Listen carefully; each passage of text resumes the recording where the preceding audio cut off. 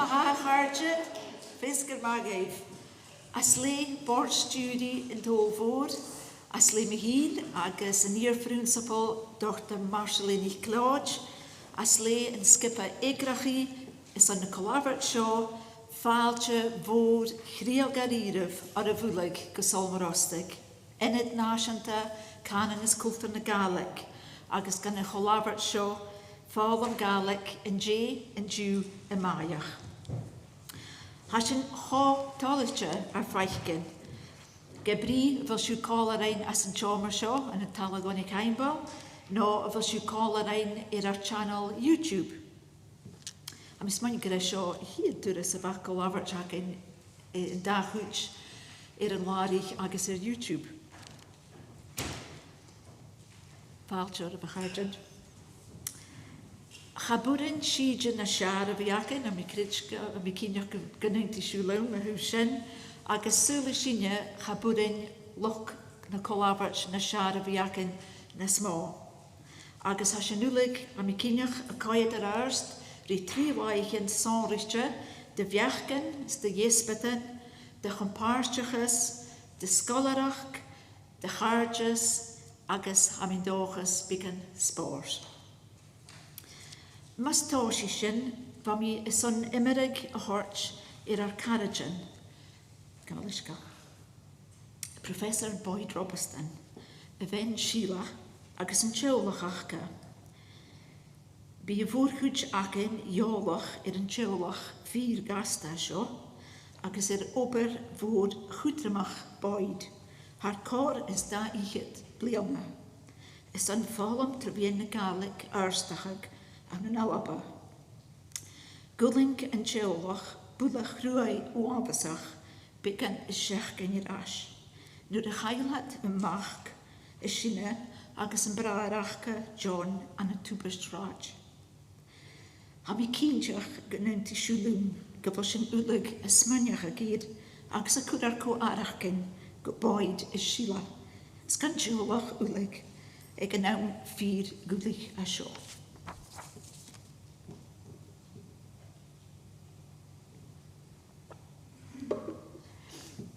Wa mi as an fachgal beker ra, ma jachtri yn smúain a bhí cúmal cho-labhairt in Clàradh seo ag Shabhal Mòr Ostaig an dú. Ha cho-labhairt mór ag Shabhal Mòr an bliana. Ha leichid bliana an for smúnich I ein nobel Coláiste Gàidhlig ag asa go bhína olhaid Gàidhlig is déachag an a sean sól ag ceanna Jason Ilan scianich. Leichid bliana ras, huig I ein agus sáirdeach go léithing, donachag mach guada, fiúnlag mach NicLeòid, an caimbal, I ein mach gantáliar, agus léirsinich ila, ag an aim sin, agus fanúir sin, há riatanach sa Foghlam Gaelic ag gachíre. Van na glún, gan na scáil, gan na choláiste, gan olhaid. Scho cúdramach sa seo go smir is nearst ar Clàradh agus ar coirsnachgan, san dúi seo héin agus go cínteach an a dúchan an éile cúdeach.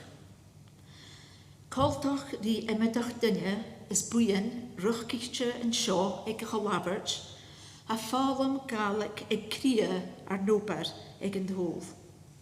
Agus ha sin máchail gan an nóbar a ha na glistan a scain a bhí cúr rí fás na Gaelic eins na scoiltean acin. A Foghlam hítearan in is stéiste ag Shabhal Mòr Ostaig ag ire Foghlam le BA Gaelic agus Foghlam, agus ag ire Foghlam le PGDE Slí Gaelic agus M.Ed agus Foghlam. Agus ag ire Gaeilge an bliana ha sin máchtteal go bhfuil sia teacheran diag úra go bhí an na scoiltean sa lúnastal a thuair adreachag ar na prógraman acin, agus go bhfuil sin na cúr go mór rí Foghlam Gaelic ag ire búnscáil agus ardscáil ar féic na dúchaig an dú. Leis sin mar fást chúdramach de bbliana de hachartasan sánrichte ag Shabhal Mòr, thuail sin go bige cho chúdramach brín lesachag Foghlam Gallic an Alba, an An-diugh, An-diugh, agus an An-diugh. Has an garíirih a céad drís na Òraidin a cho-labhairt a bhí gobar go cruai agus stochgabal duine na dís chás de gobar na Òraidin sin. Agus has sin na curfáilte agus a tuirt taing de gach neach.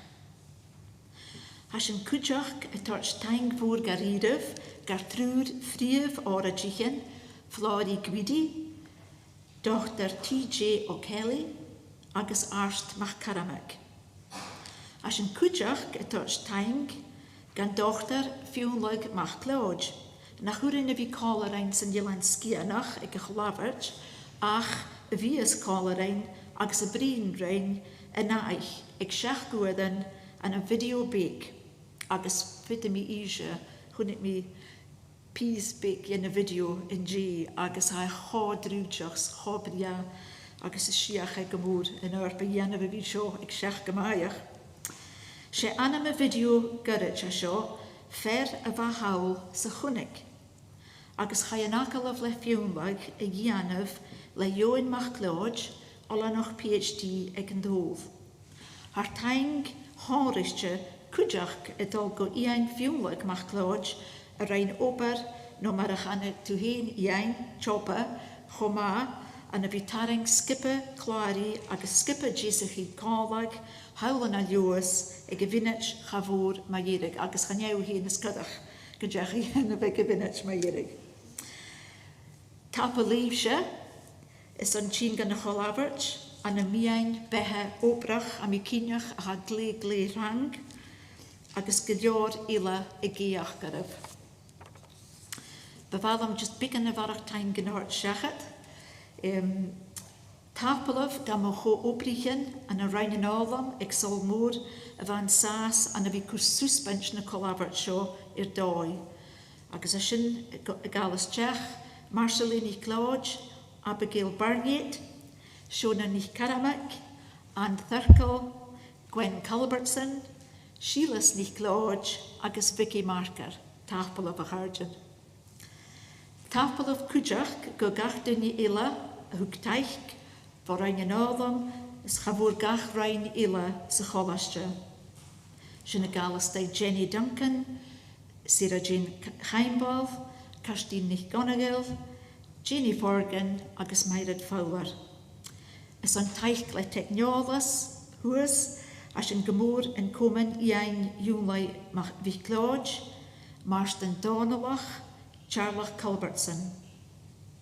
Agus cúideach le taicht le na mianin, haar taingen chrial a dul go Ilan Green, Joan Nichgelinain, agus Mick Macneil.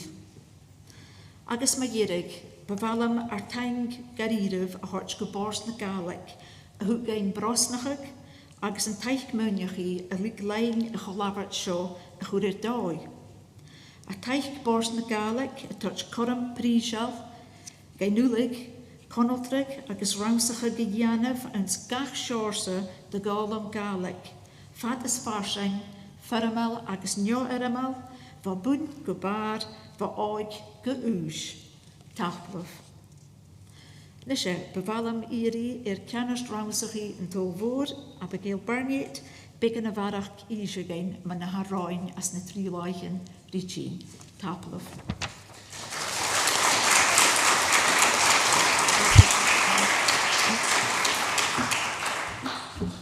Thank you, Gillian. Oh, Bhàillidh Igisteach.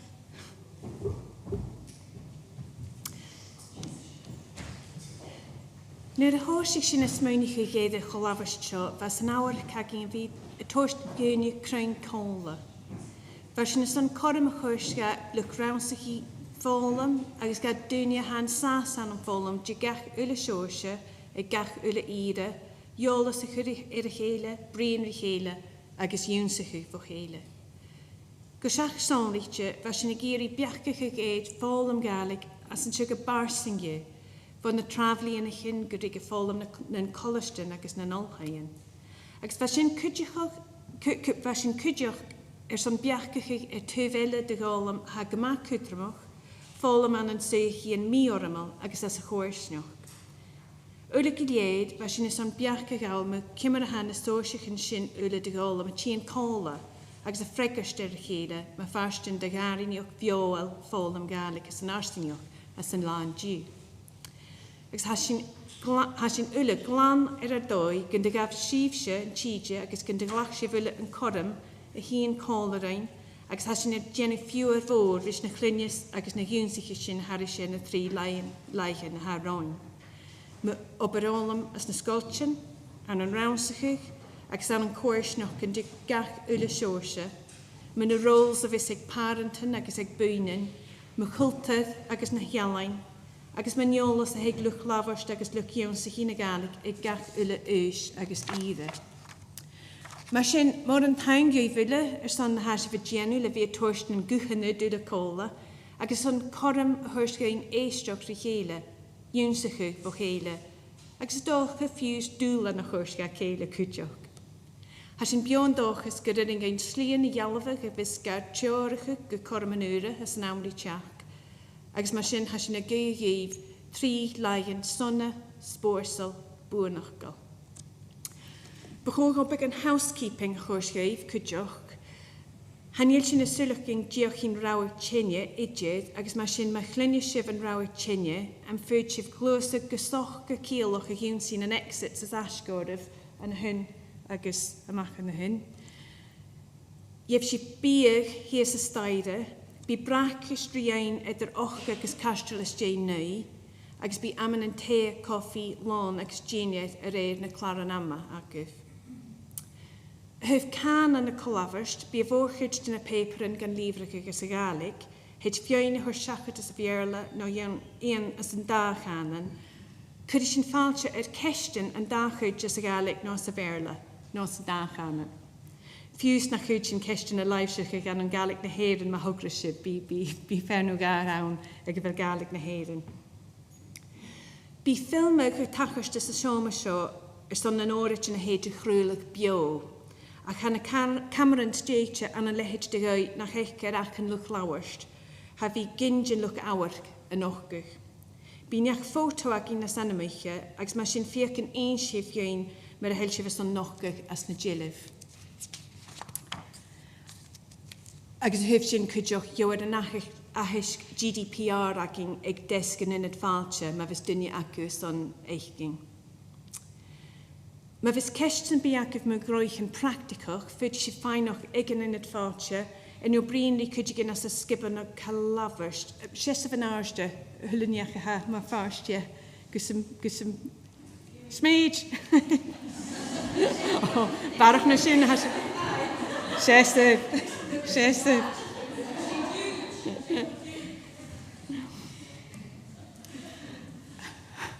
Ban ha fist ag ville hai overs och geen che. So fáilte go eile na cheo. Ach ska livestream hannuring ein an doris sin a chumil foscailte had a vision a filmig. Ach ní sin céintseach can be a foscailte idir a hulla session gus glam a ligalasteach. Ha uisce a muich an a hun, jenna céintseach can gaf sib joch o trich styringéif. Cúideach ha lán dír bethe tweetach had ha si begal párstas na sessionin agus ha sin a clachig hashtag an Foghlam-Gallic agus SMO50. Anis facal me hackertasan tron cho-labhairt a noch ag a choig bí joch an fáilte rin fain as an atrium agus bí curibh ágan cúideach an leor a súra is on speak Gaelic agus an sin cluine sibh an Òraid plenary ag flóra Gàidhlig. Bí an bar foscailte as a talabhór ba 8 gúirin a röst. Agus A-màireach dehúine ag 7 gúir an fesgad bí choram agah coid an nilam gorid an Ro-ràdh amach, Dr Sìm NicLeòid agus féad a bhall sa chunig. An sin ba 8 gúir an fesgad, bí an bar foscailte as a talabhór agus bí céili ac in le éilínig fadjin, in hun, éili céili ac in hín agus an cóil an eiche. Harris sin na trí leighinn bí taspan ag sánrichte in as a leorlam, Sean leorichan ag leorichan úre a chealas jachtrí Foghlam na Gaelic an Alba. Hier Foghlam vic weisteir alaste, bo chiad díag a hichid sa hun, Ahiscin scrúdín an scoilsin Gaelic bh thoiseach an naomhlín díag, Britton rilín ach den ólam, och chiad díag trífecht sa dá díag, agus léadach nam fáilse an scoile go rige an lá an diú. Agus bí iad san foscailte bh 9 uair an sa bhatain go cóig Diardaoin NicDhùghaill, so an diús maireach. So féach an tuiltib an leolan had sa visad foscailte. Go sin ha mi smónichaig. Ha sin dóchas gan bí 3 lain sconneal, suspenteach ag smóntichail agah ule, agus un uair eile fáilte chríal gaibh ga Shabhal Mòr Ostaig.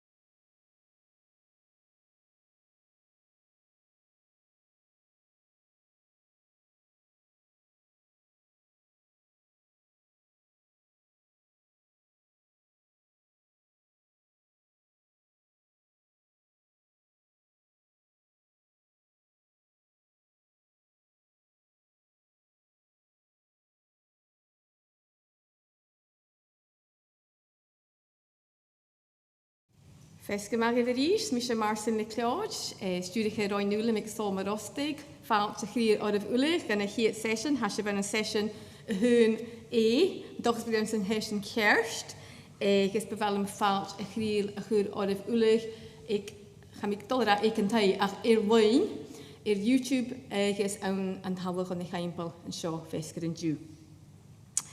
Am fit mi cwrna'r cain yw'r ffôn eich live a chwr taing gecharstyn.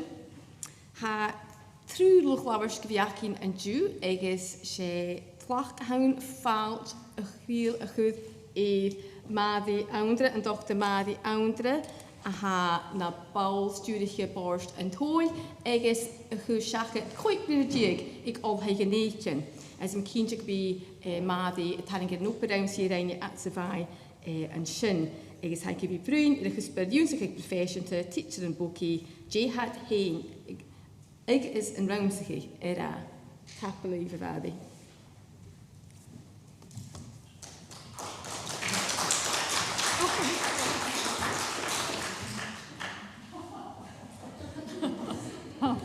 Mae fiach yn ei fen cwylus byg yn ei so. Tap y leif sy'n cyharid, tîn yr lach o blas o agus lach o briach as yn ilyn. Ba mewn cwrt yn diag an y An-diugh fôr chwtio sy'n gwn i chi'r bril yma i'r ticysg an y Foghlam trefyn. Y bial eich yw'n charo gael y gach gan y An-diugh yn y gynawn sy'n. Sy'n chi'r bril yn yma i'r chwrsyn i'r doi cwrs eich yn dy hitcher yn fath o steit gael yn bwci. Fa sy'n ffyr intinach agus se ffyr lach gyfan. Rhaid sy'n ma mi ticys gan y bwnsgol Foghlam trefyn y Gàidhlig. Haro ywnsach ys y bihac yma'r sy'n yw'n san Foghlam trefyn y biol y chaimi agus san y biol y mi ticysg ach fe ffyr lach gyfer y plyn Gàidhlig ffat o lach gwlw la. Agus fa mi ywnsach mar y fa mi dol yr yrst agus fa teacher yn colar yma fath o'r taich mago. Mwr sy'n ywnsach mi tor wopysyn. Hwyr mi tioi crisiach an y dyneidion corym ramslach yw i enw. Agus mwynch mi gydyn yn ramslach ywnsach yw Foghlam, ywnsach yw profession dy teacher yn trofi yn y Gàidhlig, yw'n fa mi ffachdyn grom i hun, grom i hun fiamach ar sy'n fa mi ticysg, agus fa mi son ffachdyn o'r teacher yn ilus mwynach yw, gro rwtyn y fych magaf yw'n corym yn ein. Sgwtioch ha teacher yn tro Foghlam yn y Gàidhlig, ydyn oper y farwch teacher yn an y Foghlam biala, had y ticysg ffat o la tro chan yn ile, a barwch glwylach gyda di chwmalas yn lar, chan i'r ticw mae yn sy'n, had y ticysg curriculum agos canan. Dwi'n y biala had y ticysg y curriculum, han i'r lach gyda canan ŵr yn iarstachwch ga clawn nitr. Had y ticysg tro fynd canan, scharid mynd achal dyn na di ystol fwydog ar sy'n. Ha eitr ialach had yr cwrstach y biala ac y taith fôr chwtiw, had yr cwrstach y biala as y chersnach, as na mianan, ma had an ysgol darthwch, biad yr cwrstach y biala as ysgol agos as rŵn clwych. Mae'r sy'n ha sy'n a cilch o gyda barwch ag yn teacher yn rianw. Cwydwch cael y ticysg tro fan fwcwch, agos se doi arat i'r ticysg ha sy'n agos ha barwch ffysrach ag efa na teacher yn gyri y hwf sy'n. Mae'r sy'n fa mis mwynach yma yw'n oper i enw y hwf na teacher yn, agos rhaid mi bec yn lefych y gael cyn tefa yn iach rams chi'n ile yr ein. Agos fa mi ffein ymach gyro unsach y profession ag a teacher yn gyda gyro wyan gwhyd ar nasianta ach charo môr an y hwf Foghlam ta chananach agos bwcwch. Agos y farach gysyn fa niach ramsach i as na stadion walker yn tedig rhan hatsan yr tor i enw y hwf ramsach Foghlam bwci gyda san y swyach ag eile he. Little effort has been made to enlist practitioners in the identification and elaboration of issues, problems and outcomes related to immersion language education. More importantly, immersion teachers' voices have rarely been heard.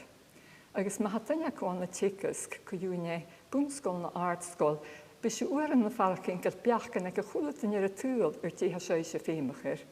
Ha beach ag parentan, ha beach ag muidir as ag roiin, ha beach ag manager na scoiltin, ha beach ag rialtas, agus ag na peperans na mianan, ach ha mór an gúine a Fañch gréigse tí cuaire ha sé féimech.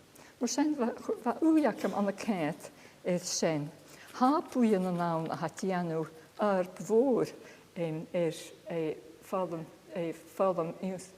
Foghlam professionta ga teacherins has ac yn cael stordan rydych opera sin ac yn ymydych blion ys hast cwm al yr erslis ha bord na Gàidhlig o'r taich ha Foghlam alapa agos ha ronyn agos sgoltyn cwtiach ach mae na teacher yn y farach yn nach hast nach roat sy'n y Fañch Gallic.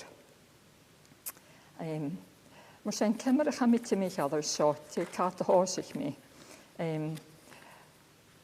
Chwm I ceistach yn ymach y ie'n rhiatanach, ffysrach y rhiatanach, mae oedrych yn teacher yn dan I cael tro Foghlam trafian na Gàidhlig at hyn. Nor rhaid an y Foghlam Biardaoin ar y fan mysio Fatima fehe, bwnsgol, artsgol, olhau, agos yn oes yn na mwper. Chwn am I gael un ag ffeimlach gyda'n eitr ialachtach y hwf dirs oes oedrych y gyfachga. Mae mi cent nir y triach gach roedd as tosach fi a sŵr, fe mi gyr y cwyntin di fa ffiwn I fawr fi as y driach ffwchyn ymydach blion y doch deich blion y ffychyd na mar sy'n dyn y ffeimlach gan y fachgasyn. Roedd yr canan iwsach yma'r chiad canan na dar canan, agos roedd y ffeimlach gannach ga eitr ialacht y hwf sy'n. So sy'n un tynach, sgwydych y sych ag as roedd. Roedd an ysgol neoesmydach, no an ysgol Diardaoin, roedd siach teacher yn Gàidhlig Clàradh no roedd na núner. As dwi sy'n rydym I acol af yn lico gyrichydd teacher, Gàidhlig siach, fa mi gyr I farsinach,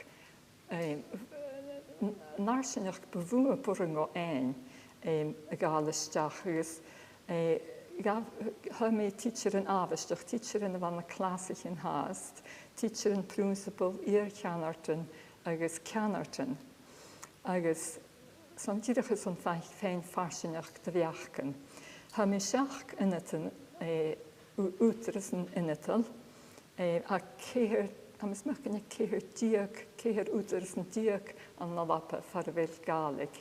A char ei cwmys o gol, ti'n mynd o chwlig gyntys, mae sy'n hymau siach far o ro eitr ialach o môr, ffiwn as na Helen, ffiwn as na Pàirt, ffiwn far o Gàidhlig látir as y chairsnach, agos ffiwn far nach o Gàidhlig eitr as y chairsnach, agos di fwy I fec sy'n na teacher yn hyn. Mar sy'n far dy hosich mi. Sa siw gael un o'ch cwnia ham I do unsig af defan y teacher yn y gyri. Hige, ffim sŵl chwmal mŵr, glwch dar sgial chwmal yn sy'n. Fe un tiach gons ac yn y chiad rwyd fan y teacher yn y gyri, han e stwyn, agos han e doi'n ticas, cent mae as y chwmandas yn rwydyn, ha sy'n ysmwynach I ha teacher yn y gyri, sa y gyri yn rwydyn sy'n, ach, ba chwlytynach y gyri, njarstach yn y ffeimlach gan canan ach geheen. So was sy'n un tynach. Tŵn son y Gàidhlig fan y hacolofyn, fad cwmysach yn acolof y ianw an y Gàidhlig, mar sy'n fad cymysach ffilanda, ach sy'n sydd fad hast y gyri. Nes, yn y ceir rwtyn befw fad y gyri, canan conoltri, agos hiesiw an y hiad ti an y hen, ha tiad teacher a sy'n, ra ha triplet ac yn dyrach lys y chanan, y clechga sy'n y hwlo la, fato la. Ba teacher so, agos mas mwyn I siwyr, ha sy'n dyrf. Han rwyd ffwrys da han gan y hwlo dynitr. Ach bas teacher so yn y sych yw ba ffyr garaf, sy'n nhw teacher Gàidhlig efo ysgol, an ysgol fôr, han y cersnach far o Gàidhlig, agos choro yna fi chile ag o Gàidhlig, Michael o'r fai o'r tor chwysig yn y ianw, fai farch yn cro Gàidhlig a'ch I crwpach. Siún bhaid curúbáiseach at codri clán, agus harró dóiachgur cánan ach gnearstachach. Mar sin bhaid enú díoch sé teohítear a bhínte ach sit a féimeach go bhailce se. Sé títearan as a chumandas a bhar Gaelic úmsacha go bh céirí conoltra gnearstachach. Ba fioineach go gymafílanda a cwt Màireach a sy'n gos sé bhaig seacamsa sé go bhfuil nach ilmi fílanda háast. Wel, bhaig gymafílanda ach bhaig géirí bhí nap ílanda. Agus ha sinúlach go dúine chiad cánan a dar cánan ha sinúlach a liadach gur cánan fatar bethe. Mar sin, ba mi farach gyn goroes bhaise Gaelic bhaithge ach bhaid mohochail go bahala bhí nap ílanda nap nádra.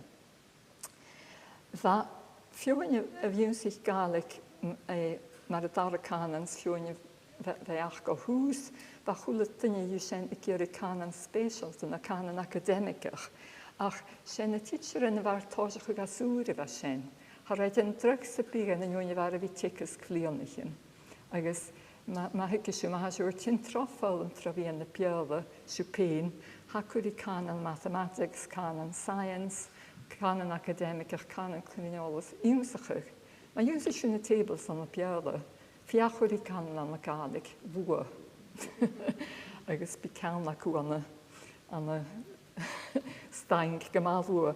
Mar sin, fe gealach a cro barach opera an gaf, agus vat barach taich córsta rua. Vat o lach geir, ach vat syns mich gynnu féimeach gyda sin. Tug sig yr amerach, va chwle dynnu go dúr be chiad cánan na dar cánan na go Brittéin i'r triach, va tú lach gyr barach grammar. Sa is la cym gyfil mohochag ec yma fwywn syns gyfil oper ca ianwyr. Fe einsinach cwtioch nioenir yn grammar as yn lolhau, no var cwrsich yn grammar, vat cwtioch fainach as yn sio, san vat y gyr i úrachag, agus anwaachag i'r grammar achga. Nioenir va filanda o hús, vas ganich i gat nach Gaelic, nach Gaelic kerst a charosach ge kemmer vínig i gat ga clán. Va Vogúnsach i nap visnachal a húf sin. Mors endvig miskach hitseren an a skol kleejömal. Bjarstas cánan va torgúni kirish, well, va torgirish seo ach sé títseren suas an a blianachin sáriálache a bevúi gyr seo agus fioin ag ro Gaelic mar a chiad cánan. Va a feicin na buonachgan a son cánan na cloineach na nearstachach napach bearstas cánan. Briarachas Aberston agus rút mar sin ag na títseren héad. Agus a sin cúteach íntiach agus gúteach tór spórsa bhíag títseren liatachag as an dáid seo. Brínar grammar va té húg an bisin púlag ar a chlas cuach fiachas sin de bríin ar na rutan sin ach an uair sin ha máchal ar na cyngalachan ar na cumasan ac o péin. Sin an över va a gyr i barach a húf grammar. Agus cúteach, wel, hig sin hige, cemar a hicis gygat grammar, hig sin co sin an y písile. Shona hyfyr yn y fad a dor go y son na hirtas yn y fasyn. Ba uolach o'r son ffilyndas is pwngolich na scholar. At mohochel, bach bwr yn gafn na scholar yn hort yr erd siach mar y fad hyn. Bad mohochel gan fwy i feg sgilyn cánan yn teacher yn cwmasach gan curriculum i hygysg.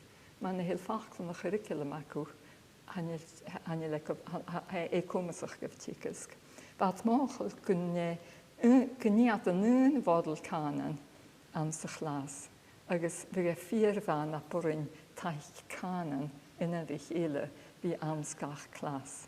Hamas myrk yn y siendlt bechorgyn cwmal y fiach yn ei ein van de realtassen.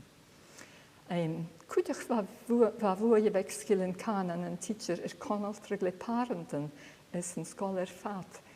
Nuaine nach romisneach go húh scríbh Gaelic, sé scríbh conaltra da rút bhua dívisneach acha. Harach a curimach lítich in an peola náte an peola Gaelic. Sva de faracin, básach nach a sin bevalávítí anu a romisneach acha curimach as a dach anan. Agus cúteach gur son féin visneach an luchtícusc. Mar sin, bha grúnt over an maithachcha is son an hiaratas an sin. Há teacher an sráimschuir in Ro-ràdh, had nurút ein an a lúpna Màiri, Foghlam Mòr agus éireannach, researchers in similar endangered language contexts of Maori medium education and Irish medium education identified the development of the teacher's language proficiency as a professional learning need for serious and urgent consideration. Mar sin ha mochal an suíchin éile suíchin min chanan éile cho cútramach sa ha canan an teacheren ortireart. Ó dúr an na dhéirin tórópaí anúir seo. Tedic an America haise topic in na sata haira compromising on the continuing development of teacher language proficiency, hen coram an úsachi, may ultimately undermine the goals of immersion education that is known to be a challenge. Agus haisacin nach a lefúriste. Mar sin ha adsans mioch go bachorgin priamachus bachur úsachur fat driach na teacheren, ha nétírach an úlach in háléin getikú agus ha na háléin in díhil ach fat driach. Dé eile vat a gra, a sin to go malú an est, féimeach an professionta son an oppertikesgach gehéin is úsachur chláinnig a bhearstachug. Cúspar in a bheith fiamal do hitcher an búnscóil, cha puringin gáil háris canan, mar a úsachis tú skilin grammar do chláin. Agus rút eile vat a he fír chútramach go bhir tuigs ag na teacherin, mar ha chlán na úsach ag an dar a canan, bhór chút a chlán na hat in a stoi háris a lapa, a sin fíortholaite gur chlán na ha fílanda, a cha bhór chút sé dar a canan an gaibh. Agus het cútramach go tuig sin mar hitcherin, cemar ha sin ca úsachug. Vil dialachug Foghlam dachanan as Foghlam boki, vil na torí in dialachte, has ac yn gyfeil ach man na teacherin i ceri barachur sin. Cemar a hicus gur canan analysa yn curriculum, had chotrang, curriculum lán, an rungaf vid analysa yn grammar, has ac yn gwyw cyfil grammar na siar snas marinach, ma hicus gyrre as the curriculum an a cúspar. Màiri na satja. Hanil dat cear a lisan neismilach a chané dói siar. Agus doch gyfil sin et a dialachte ag írin et a dialachte chan o'r prínis an nárdskóil a chas ac am an rúnskóil gan an a lúpa curriculum a har a mólach gybier hicusg. Cemar a taracán na níwsagans dói an sóritir can an hicusg. Voor goed teacher in Gaelic had dóin ma hain, ach san le fiachin rot net dialach, trial and error. Nach begin ma na feig at úsach die ha fjömal son dóin tikusk, efachkach son canan hikusk, gun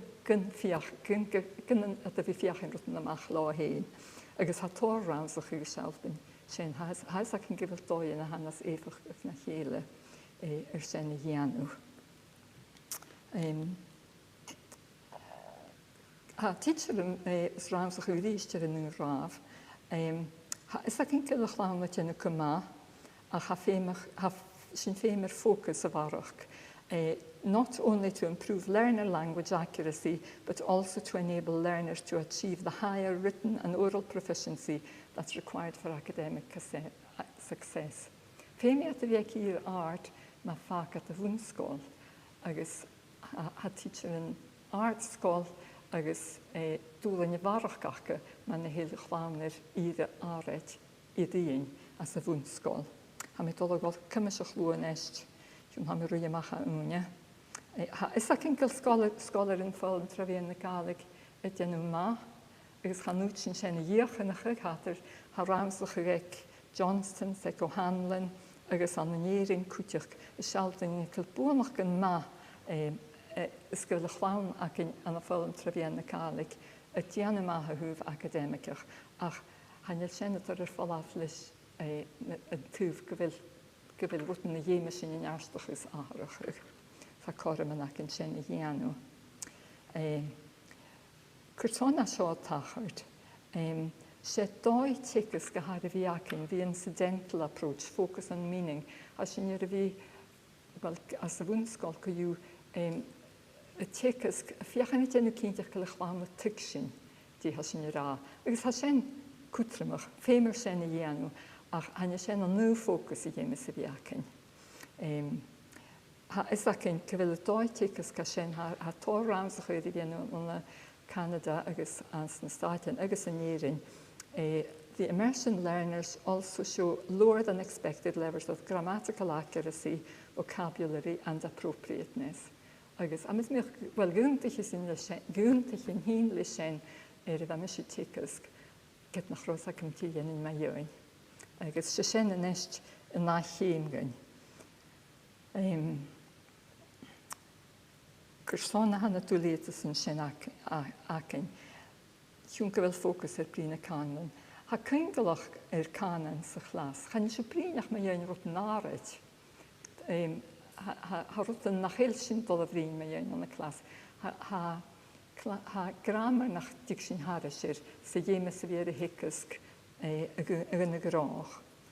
Ha sa cyn gyfel bwy ag y fi'n canon yr sy'n agos ha chlawn cwydach ha chlawn yr eitr canon y lisach Yr hi cat o clase cwg si as siach.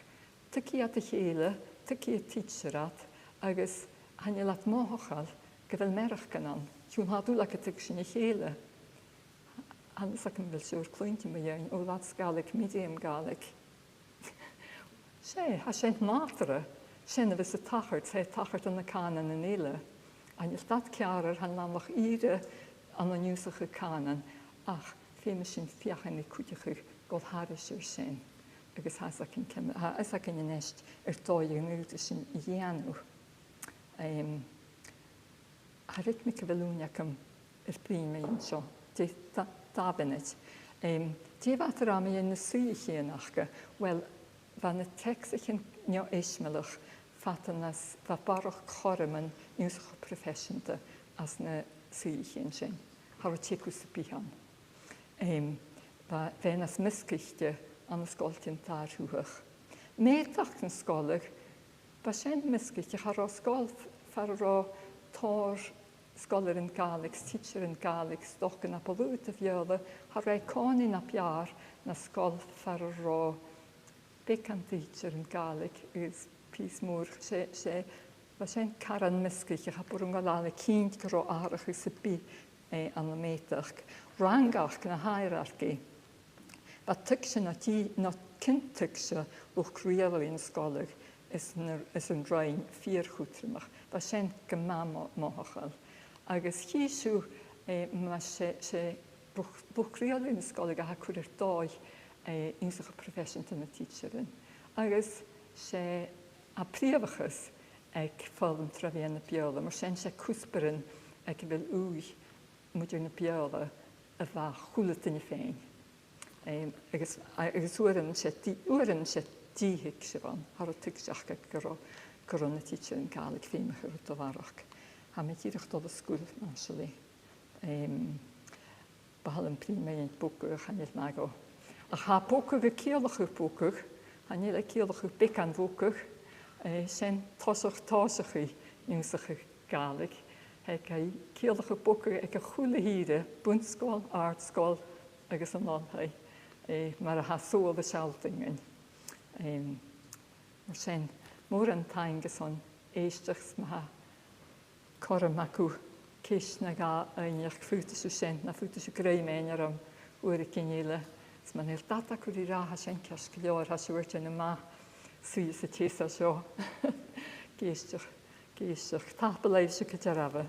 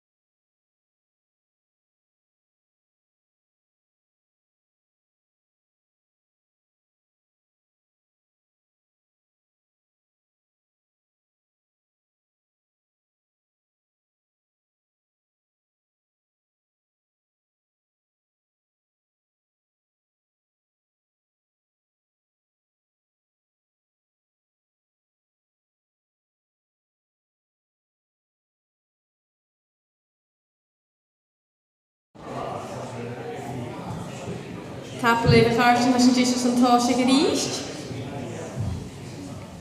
Tapalaibh a b'n dochas gan dúrs bwyle codym bec yn ergal agus balach y mwysge cwtio caes am co bwas a haes am halasio yn diw. By balym lentyn o hasyn i'r swap y ienw hasyn gyda lentyn o'r le sy'n darna niach lawer sy'n Kirsty NicDhùghaill a ha na Òraid ag yn tofod agus ha cwtioch na chonlach brawn sy'n hi PhD agus ha gyfi taring eidd yn oper sgolol sy'n yn drast von hwsber cwmys agus misnioch cymryd sy'n taith dy ffarid yn chaid o'r Foghlam dy fi'n y Gàidhlig gys Gàidhlig ar tlach gyda'n cwtio clonia. Tapala dy Kirsty.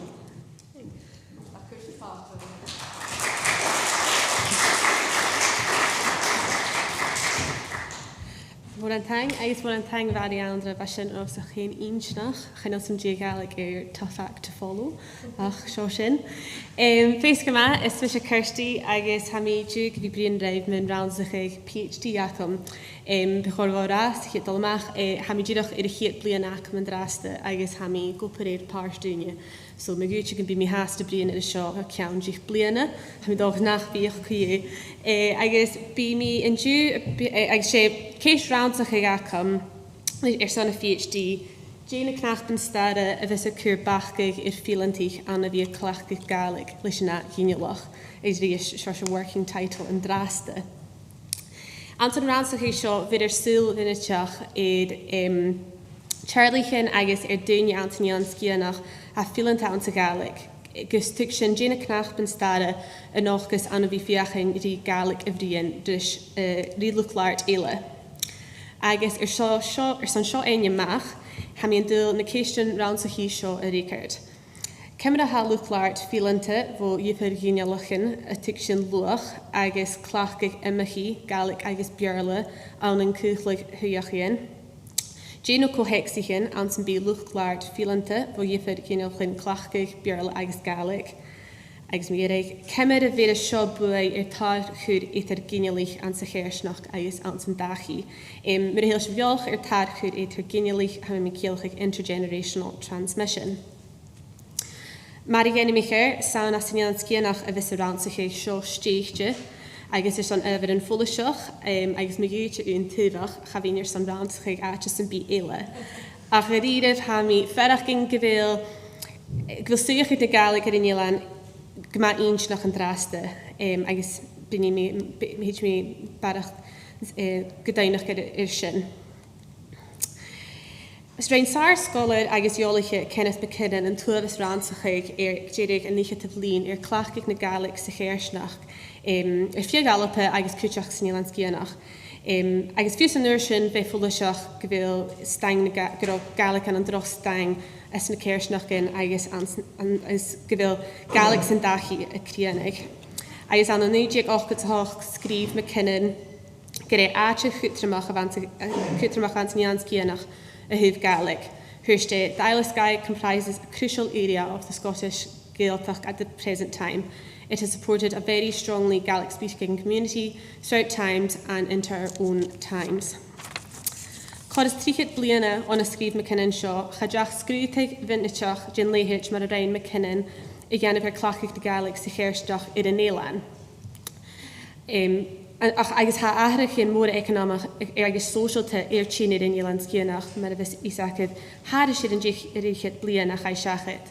Agus bhútar a rá go bhfuil an Nílan scianach a chears cho cútramach an imirs na Gàidhlig sa lá an diugh. Ach cemar ha se feinach. Ant Nílan scianach ha film Gàidhlig di ein fo iris scoláirich suasg iad a chéime. Mar éismlar ha pastrí príomhheala in Nílan, ha ciad 63 scolar an bin scoil Gàidhlig fastrí, a chiad scoil Gàidhlig stéichte ar Éileán. Agus cúideach Shabhal Mòr Ostaig acin, agus init náisianta ar san canan is cultúr na Gàidhlig. Agus a thuúlaigh sin halísa chéan tachart ar Nílan a bharach gur Foghlam agus ha fásir tían ar imirstin céirsnach go háirit ceanna tú in Nílan a léhéid init Gàidhlig rátanis stéiste an céirsnach Stefan. I gaiin na prin seo gotá agus na líchsaí híon seo, chiad an sa chunta slúi dábhílas a hún diag go bhfuil an airmh de luchláirt na Gaelic a siad chríanana hadis ar na líontin a chai seachad san Ílan agus an Alpa fad. Agus chad de chláirich ach píchit san néimpein go céthe amachchas sa chiad de bhaintear in Ílan go cumas an láirt ach go ansachanan agus mar Alpa ar fad sé min chanan hansa Gaelic. Han dóian sa bhil duine ar a bríon agus a gúnsaché Gaelic ar in Ílan ar aharachaig. As in Ílanscianach go hechtríal mar ar áitechin ar fiag Alpa, chhlachig luchgat láirt na Gaelic an canan mar chanan cóchtchin. Babis go dtí bearla canan an seomar hicas agus an canan a chlachig duine an suíochaíon faramil. An sa blianach in na Gaelaf go tá mar a cheall ránsacha go léhéid Don Mór agus Smith Christmas agus Ile, had léisichéan an Foghlam a céalacha go bhfuil duine ácha nas búldiche ceála dhéanú le canan agus a scol. Is í bearla an canan a bheith scoladin an lá an dú a clacha tuba mé na scola. A thuúlaigh sin mar a cheall ránsacha go cha i dhéanamh an siopist le na dábhílas a hundic le rách agus ránsacha go golahin an dábhílas a bhíchid, hé fula seach go bhfuil canan a críanag agus nach cheall tar cúr étar genialich a chabhór an tachart. Le seo ha rút leis an canar reverse diglossia a tachart. Sé seo far an bí canan a bheith úr a clachaigh an áte neoaramil mar éis an pléir an sa chéirsnach éclisin bre an dachi mar snidart iad a chhlachaigh, well, na suíochaigh na Gaelic a bhain sa bhórchuid suíochaigh as an suíochaín faramil mar an scol. Hirs jólaige social cananacha Joshua Fishman nach bechorgaing arpin aviocha canan chur cúscúitim ar scoltin an an áglúsid canan as cheall ránsacha Chris Smith Christmas sin an scianach go bhfuil cúnairsteán a bhí a ceall scoltin le min chanan. Mar fáist in PhD acham is ha mi chile grascan a héist ar an áirid seo. Ha mi gomór son céit ar cúspar na háirid seo, cemid a bhír sin taich do farantain a chaitrá elam trí na Gaelic gus Gaelic a chlachaigh len cúit chluineigh. Mar a thuirs mi ha fásca da ichid bliana ann van a chaichiad clas Gaelic stíocha iad in Ílan, agus ha scolan in a chaitrá elam trí na Gaelic, inis a cúr an cúit chluine trá elam trí na Gaelic cúteach. Agus mar sin heisialtain go bhfuil scolan an film trí na Gaelic a cúr luach an chanan. Ha fulasach go bhfuil a tuig sin na buanach gona hanan da chananachas, agus gar iadh sé fír dóchádam a ha seo ar san tarchúd étar genialich a bhrosnachaigh agus ar san an canan an nearstachaigh an san dachi. Mar a thuirs mé, chaníal mí achas a chéad bliana sin PhD acham, agus mar sin chaníal tóiríon acham háas i chealas ní gaibh. Ach rein mi hén ránsachaigh an dábhíal spíchiad ag olthaigh sin mar farstin MSc ar acham fascéad a chuspur ha seo, sé sin títead an ránsachaigh sin, sé Gaelic Gaelach a hacinne, sé Gaelic Gaelta a hachganjú. Exploring reverse diglossia as an influence on the communicative relationships between older and younger Gaelic speakers. Agus gunn ségus bí hóc na huair mí van a ránsachaigh seo ua as a chuspur ha mé neist go bhí ránsachaigh iad a PhD. Agus ha mé ddíoch an drasca bhí céit ar da éis an pléir na aclabh na huair mí. Santro COVID a rein mí ránsachaigh seo agus chlach mí zoom mar san in joing a bhanis na sóice agus fónar san na duine bheith sin ar san aclabh na gceanamh. Agus ha mi an drasig díos a thug a rein mi díos a bheith an film trú na Gaelic agus brí mi dua miúins mar hat a héna clacha Gaelic san lá an dú córis an beget brí Gaelic mar sin a dart. A céirtar an da chiad frécar, so céirtar frécar ag Seamus, thuirste. I personally never thought, dhéanamh mi ga a roiibh riamh ferach an grá fémeice bríon Gaelic. Thuirste, chorgará chuideach chom ach go bríon búmsa as the Gaelic ach he bríon bearlarúm. Personally, I never thought like I had to do it. It's just the class that I was in, so it was the language I spoke. It was never a forced thing, like it never annoyed me, it was just the class I was in. I think I enjoyed it, it's just like another class. Like, it was like when you were learning maths, geography, science and stuff like that. Gaelic was just a bit of that. And seo chuir míoch an ha fulla seach gan darain séamas ceall mhór leis a Gaelic agus an scóil, agus hí sin nachrá dragéir mun skillan canan aice.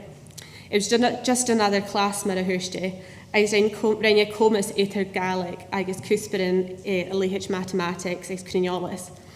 Chóir te Gaelic ris, hes múneach ach be cúspar scola a bhínse, agus go cínse chasio tócail a chéist, agus céist na ha rédi a chun garit, agus an bechorgwing a bhí cúr fócus crú a chana an hain, seach a bhí léitach eich cúsparin.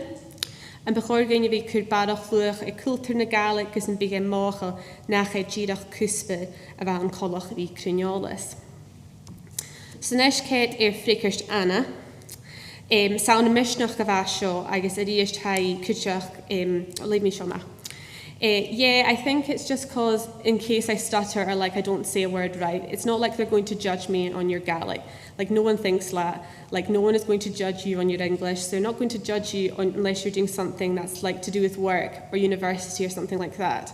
I think it's talking to someone, you can hear their Gaelic is very good. Like say when I'm talking to my old teacher from school, you'd instantly you instantly feel like you've let them down for not speaking it as well. Even in school, like when you had to do a talking exam, it was my least favourite part of my exam because of the confidence thing. It's kind of like you want to get it right, but you don't want to sound like you're not being taught or right or something. Sauna misneach a hasio ríist, agus haid cúteach a déanamh ceall leis a scóil, agus chanéalaíar son teacher in a lécail sias. A bhfuil dóann an san buring gin misneach sean scóil in a film through na Gaelic a hócail. Ha mi máchail sáró per a reinioin stúrt le immerst chili mí agus immerst in ile a Pàirt an drásta, a gamachs misneach a horst a gúine áca gus Gaelic únsach a geríist.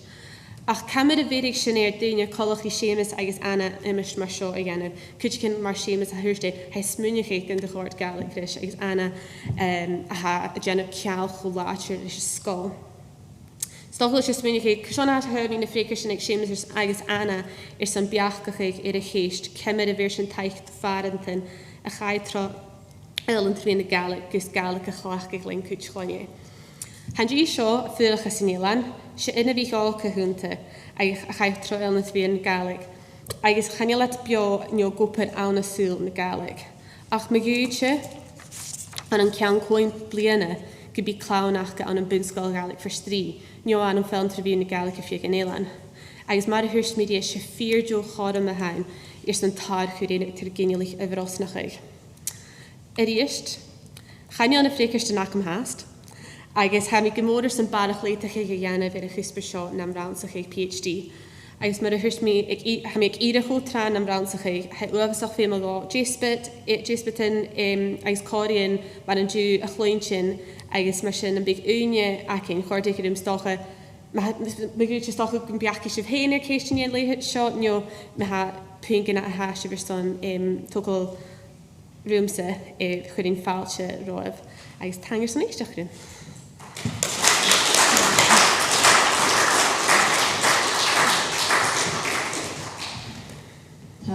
Kirsty. Oh, thanks. Hashin gomór dáchas na bhí sin fiú díríre agus an chuintin. Has measure. Agus a rí sin cíimtí go leor le céiste sa céisteach agus chaid fón.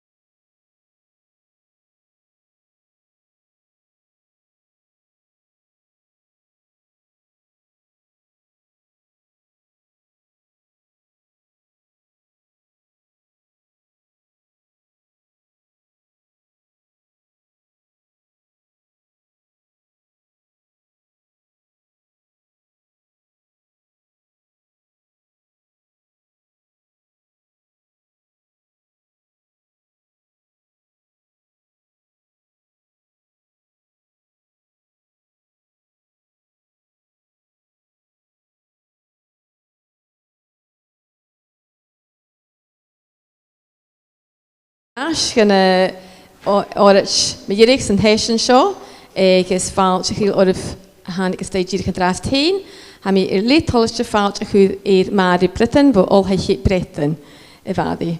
Taing. Hello. Tapalí bachársin chumar heisiú. Fel se bhla chu chéas a ha mi hín. Mi dúlích gada sin donéid an NicLeòid is seach sa bhadín An-diugh agus thucht ládaí a Ro-ràdh sa logicin fio gannáide sa cin rí dítóir mór a gáil so nach gaf sih má leisgal ma ha mi rotbeic fio gannáide dí choisich místeach san noris a chun coig minnaidin. Ach ha mi dal vroing big an project romi goper half as an 2 uur Alba Nuadh sauna donéigen a ha mis hús ach ha mi vi furach sa goper an an Alba Nuadh fat 6 blianne in ist agus fa mi gevarsnach skan doet mi an karm a vi goper a project Fañch ans the caravan na language and lyrics agus hakar rebranded a vi agin se Fañch is caravan agin a horn inist salis go bhfuil sin a goper an dachút árainn agus bialadis scialach gan is rodanéile ach ha mis dal bhroinnid árainn An-diugh agus rotbeic cemar a héit árainn gan cuirca féim an na tócail na Gàidhlig an an Alba Nuadh. So broinni vi beic an a project Fañch's caravan an thoiseach agus an nóir sin bí mi broinnid da project vic a chuirsin dáid sean árainn a chuir is a chairsnach agus teich go chomal rís na duine hatchéchas gans na chairsnach. So Fañch ans the caravan sé project compáirteachas I bhain idir alhaich Britton leis an aldamh Heather Sparling agus alhaich chlásacho agus dasc immersin na Gàidhlig agus ballan an Gael an taitasci ballan an Gael an an Alba Nuadh. Agus thuair sin tuich muinechí fó SSHRC na Social Sciences and Humanities Research Council of Canada fad 4 blianne. Agus so sé Heather Sparling a bheit gastiúdach ba mi hí na goparis mar manager agus Màiri sin a NicLeòid mar choordanige chorpis. Ach bheit skippe mór a gin coteach raag an oper a dhéanamh a únis na duine seo agus bheit thorabhadach na chéisiú seo a sás coteach so ha mi san mahang a horst chaibse. So Fañch na caravan hóisich an project leis le beach corpus Gaelic Alba Nuadh a chruachuch. Car caldach rise corpus a bheit ar hátasta goper an an Alba. Agus bheit sin an dúil trí sin na chóir ris rí corpus na Gaelic an an Alba. Agus sealíos gur a ethnomusicologist a hána an Dr Sparling. A hóisich sin le árainn sean immer uver sík mi gur sin an na minnaid ach sé na hárainn sé gréis chai sin chai príomhachas a chuair is na hárainn bheit sin a móchuig cho cútramach sa ha árainn an a cairsnach na Gàidhlig an an Alba Nuadh go hádaí an mis luch gionsaí. Agus leis sin racharí sin a project rotbeic agus chuir sin cúteam Clàradh árainn Gàidhlig na Alba Nuadh a chruachuig áte far a fáith buine na hárainn ha cealte de sin áte far a fáith fistarachuig agus fachhain cúteach ar san cúte na hárainn. Agus cúteach chai da project ar dói frolican tarscaríhí agus bí mi broinnid frolican sé rot mór an an Alba Nuadh ach chaví sin nítir a chhlach go nachgail ar an tuh seo agus project Canan tro árainn sé project Foghlam a bhana sin. So car sean a thuig sin árainn sa chiad amach had mar a ha isach gyfeis chuide nach éil féimiidirach go a bhí mínechuig seo a chatáin echtrí féstrachuig na Gaelic Fañch, Canan, grammar, ha gacháran na lesan bic an a dóid agus go differ chuan na sealbhaíon as na hárain agus hat gyma taringeach do loch iomsachaí na Gaelic. Agus rot a bháich mi dar a chai mise a nófach Alba Nuadh ha hóla dunne chá misal árain agus seoin agus scaun gym bí tachartas dal erst an an Alba Nuadh a súnis árain.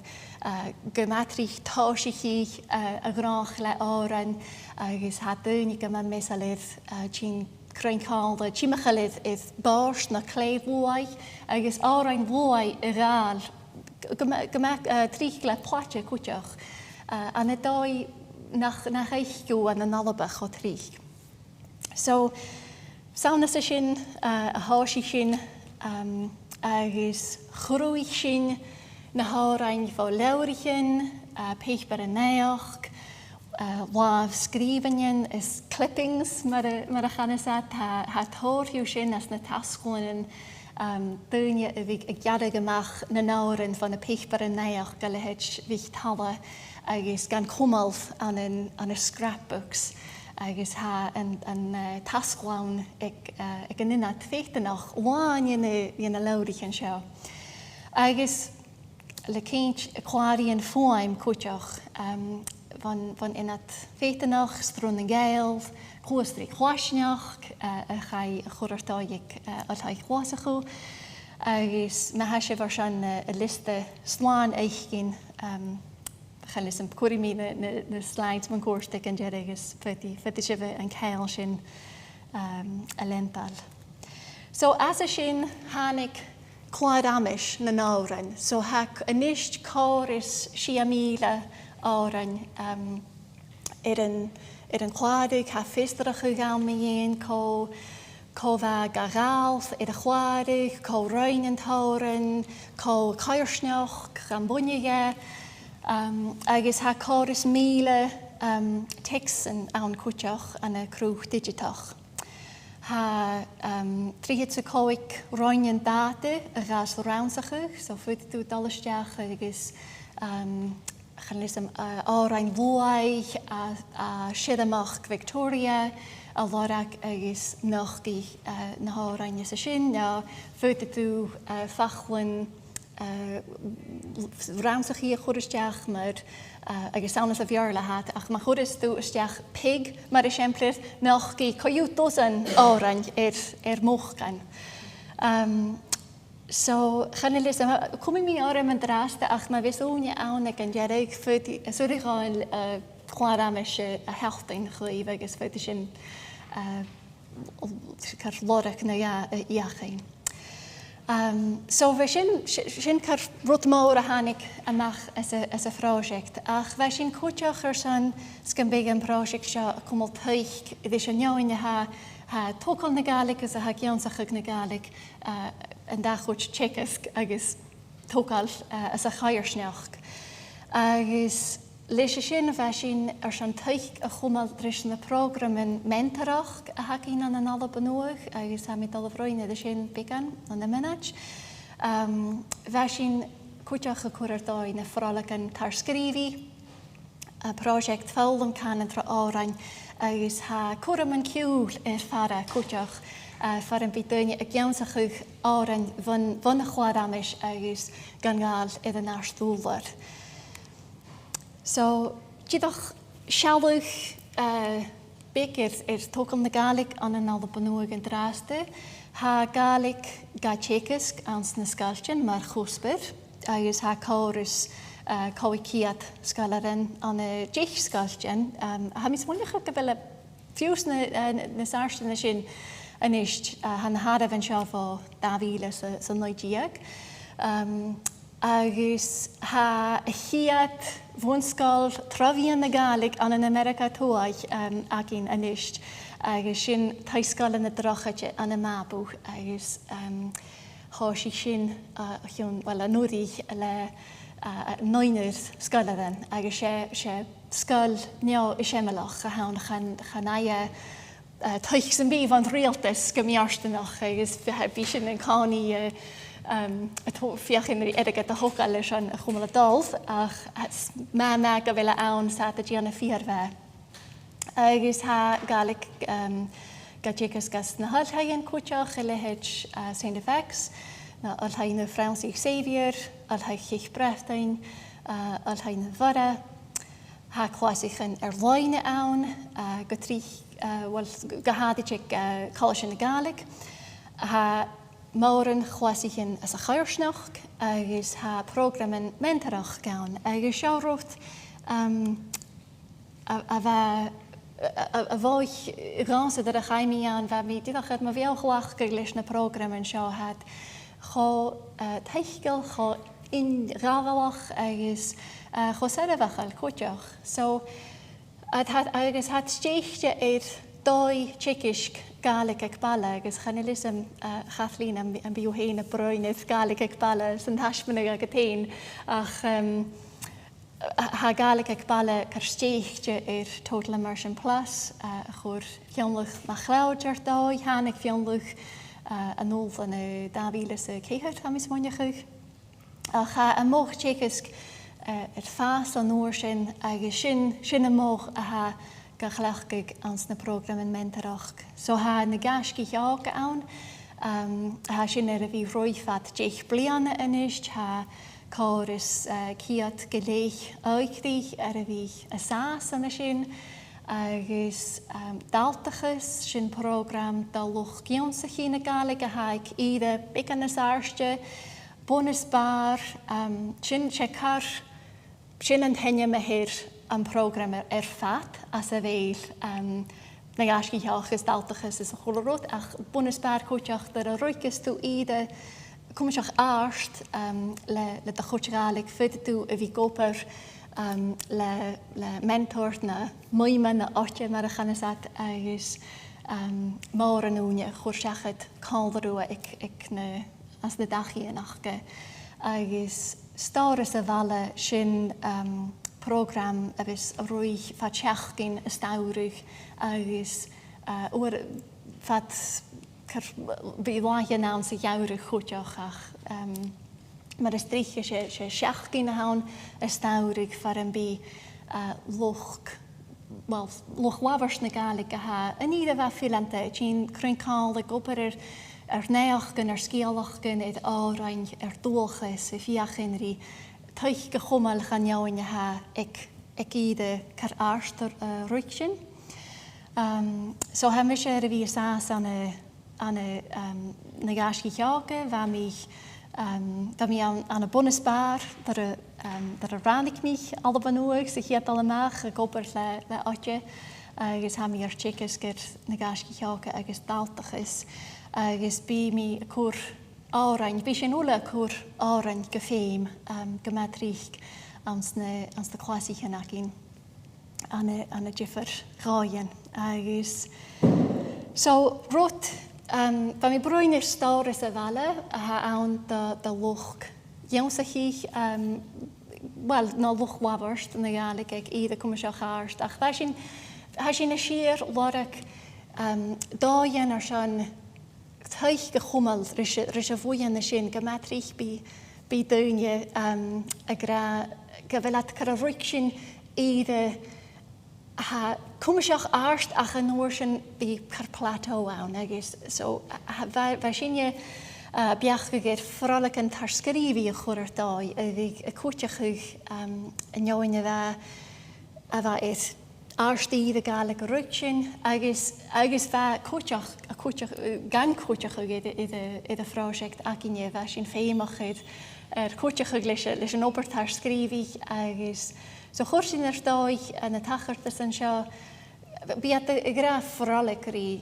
car buan operach na party operach an an Alba Nuadh trích agus so bhíh duine tín cruncála gopar sa geansacha cála a chur scéilean gach dúine go féim bheith chum me go gepersanta ach cúteach chair loine tron a pandemic agus bheit sin go meas ar a bhachal cúteach agus bheit go meas spáirsealt agus bí paper ramsachaí ritían leis le Heather Sparling an Anndhiugh Òraid.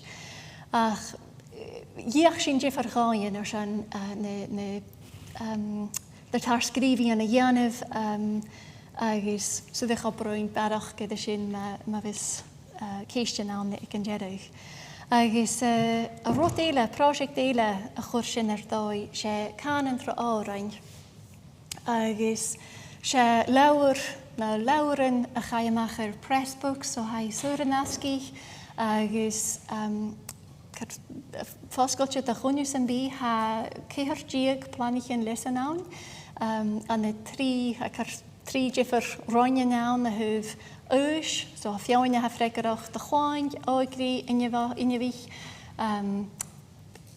luch táisií, luch mianich, luch airstich agus ar an roine go thuh cúspar cúteach, so grammar, bríadachas, éisteach, is fóimnechuh, cúltar agus báirsteach. Agus ma bhís Bheith a dul a dhéanamh díadach blasit beic ún ina planighin lesain ag an Diardaoin a réis an úne.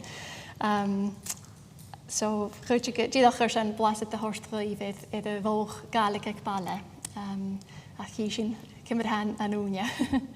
Agus a rotrí erich célíonn is chuir a hiúil ha sin go mór ar seans gan bíon an clàradh amis ga chóir go féim le luch ciúil professionnta agus neofrofessionnta na Gaelic go raibh goras a hain a bhís dúine cleachcuh bí curam ciúil rihíanna Celtic Colours an bliana far an bí sin a góparir, well a tócail árainn van chuad amis seo agus gan cuair an árstólar ha mi déanamh fiúir fór is sin. A chuteach mar a thuirst mi bí dúine a tíon cála an Alba Nuadh go tríoch gur san árainn i gáilh bí frolachan mhuaich na milling frolics mar a chanasad an áte be mhuaige nán agus ha dúine i siar hiruch árainn úra agus had go me misal na seán árainn a hócail. So ha sin an dachas go goras fémal a bhís anna seo de chuine mar sin. So díadach haisam go rúich mhuamh anna sin ach díadach cuait a gáileadás gan a thuúharans go bhfuil árainn cho fémal agus cho cuaiteachal an na tócail na Gaelic had taringeach agus tócarach, jótú grammar, bríadachas agus struchttar in a chanan, tuhastúich árainn fiús posta bíalh an a siimplad a hagam chaneánach ach posta bíalh bec ó dhích na can na Maragan. Fud tú lesan a bharas coiúla ó a híte a dhéanamh ar an árainn sin a bhí cuircéistin ar dúine an de dhích ó héin Maragan dú an do reinú riamh Marach is éile. Ha echtrí agus dóchas onta agus had a cummal tuichgrí iamsachach sóisialta rota ha go me cútramach roinean an Alba Nuadh agus ha gach ára na lisan bec na mór Gaelic ag baile fud tú lisan a dhéanamh áran san bí. So chana lisan an bí choramán a gholasteach anna sin ach ha mi go mór an dachas gan thorsa súla i a chuad amis gan cleach siúa agus me ha céist na smoint a bhí a mi níime ma dhéchail ha me chean rotbec na bhrachan ach níime ma dhéchail ar icarst tapalaíh.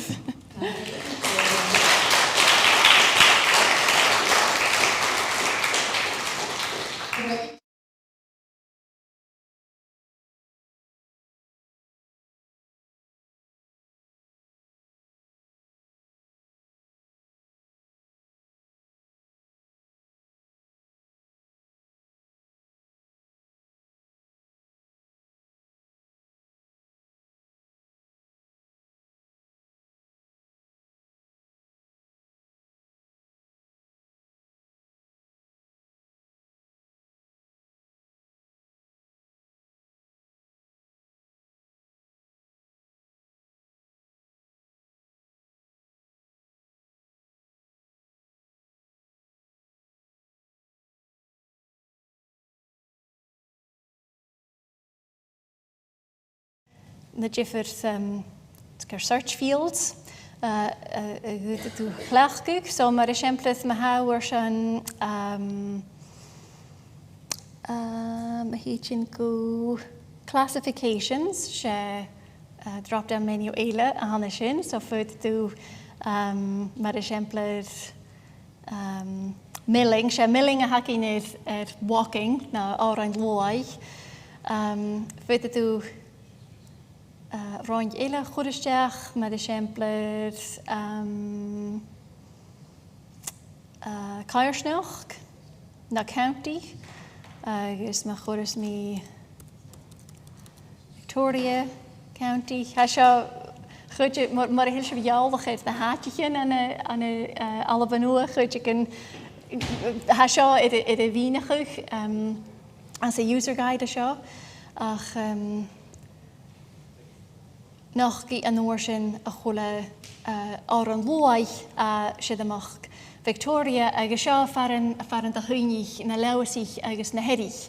So ha go leabhar iad a chlátacha túa a bheith go meisal na Òraid Lòid agus ma chéisiú an tíanmhaid béca seo sin a cíalacha go bhfuil an fachhain ann agus ma sé headphones béca hán chana listam chuide nach chéile dána seo ach ha headphone icon ann is sin a cíalacha go bhfuil Clàradh rio daon cúteach. So sin tíadach chéisiú go bhfuil na subjects anna sin aim bhairt ha barach search fields ach ní le dúla nachcuig ag an nún ach futa tú cúteach bhruach iad an NicDhùghaill agus chéisiú a fistracha ar fat. Agus ba bhís tar scríomh an ha ceann anna sin cúteach. So sin tíadach blasad béc iad sin.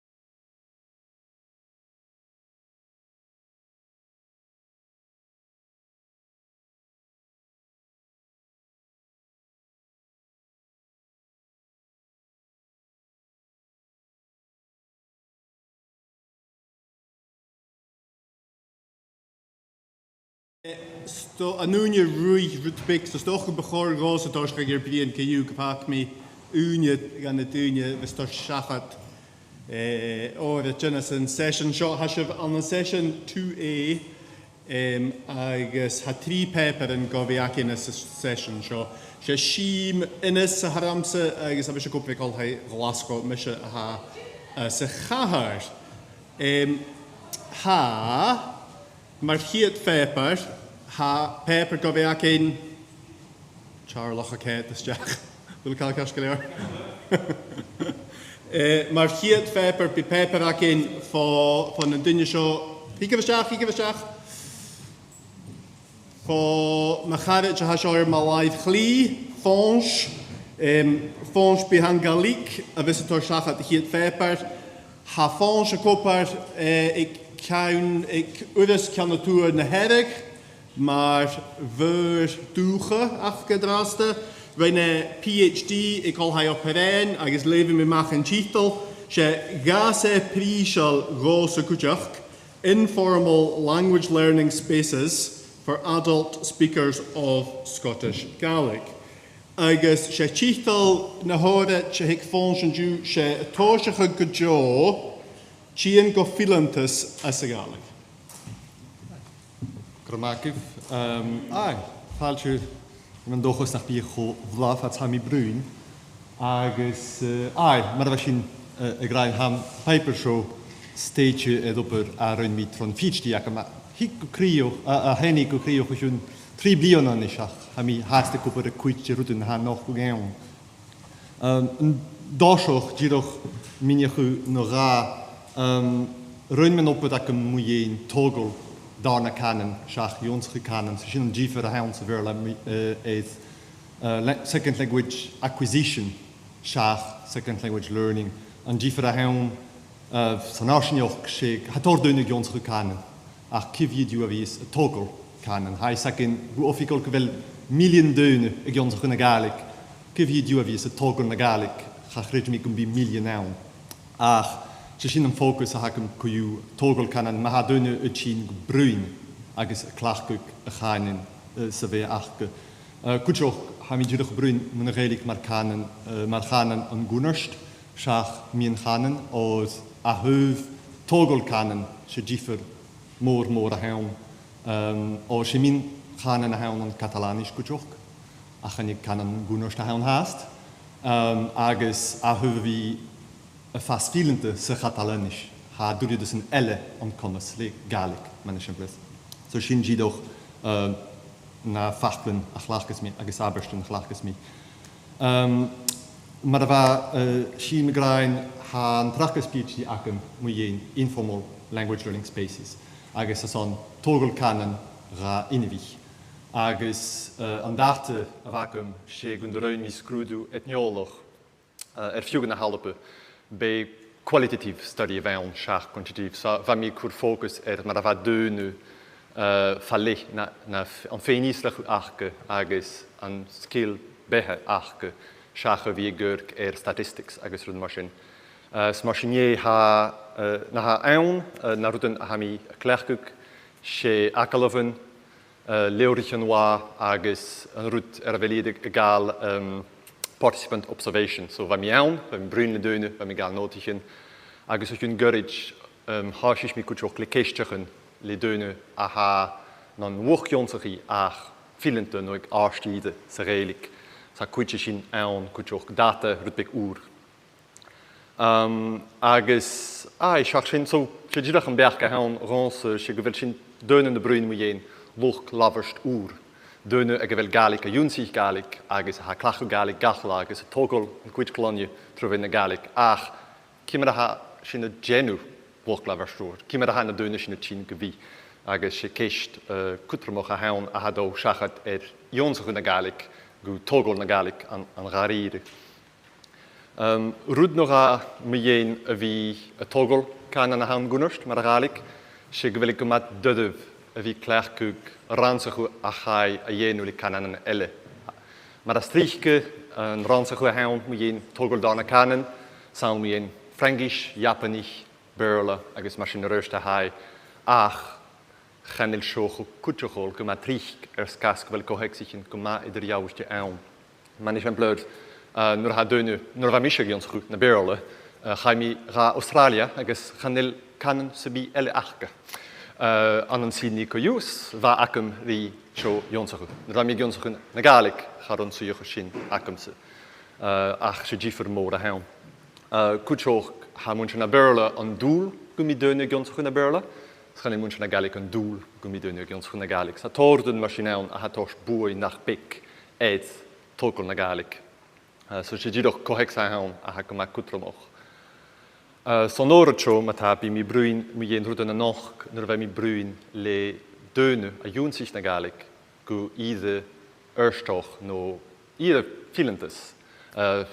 Leishin ha mi aminiach go idde be a ra no si a no se a ra a deed Common European Framework for Languages a ha an Gaidhlig. Smashin je son nationjoch dönu ha lan commasach a vi bryn Gàidhlig a hulala an gide proficiente, gide persente, sa choisnoch, san opus, machine rust, ach ag nachlo Gàidhlig nur vai de fas, agus va mi charumi Gàidhligach dönu chai an Foghlam trwy na Gàidhlig, sgas gore suichu caranionach a hawn, vai de gionsgun vai de bic, so sé ddíoch inevich a vawn, dönu júnsich na vai nan inevich. Smashin je, an dáiseach an rúd a hawn sé go bhfuil tórdúnar a bhí gíd seán gur go mad dodamh a bhí a fas örstoch na filanta. Bhí farast a raibh a bhí gon sachu cim na haw, ha i bláinjú, ha mi ag opur son olhai, ha mi genú seo, ach a bhí fas go ide far an roiad conasach agus córstal a bhí suas an taíosta le Clàradh agus a bhí capatich mo rút sa bí mar a bhí iad go dhéanú sa bhéarla. Sma sin je chur mi céisiara a bhfuil an i sin an rúdas dulliu rúisius. Chud a séir gonne thuairtíad sé sin an rúdas dulliu a bhí fas filanta. Bheit thula rúdaile an jonsach na Gàidhlig. Charói farasta ach bhí na sasa na bhí fas go ide filantas agus an aviochu canan an tuk seacham sa go dú sé go bhfuil sinna géirí dúna a ha filanta. A sinna géirí dúna a ha commasach a bhí sin an seo. Agus bhí bryn Gàidhlig le chluit cloni achge, agus le Clàradh, agus ag a BBC, agus a cholaiste, agus a bheitha lachal achge.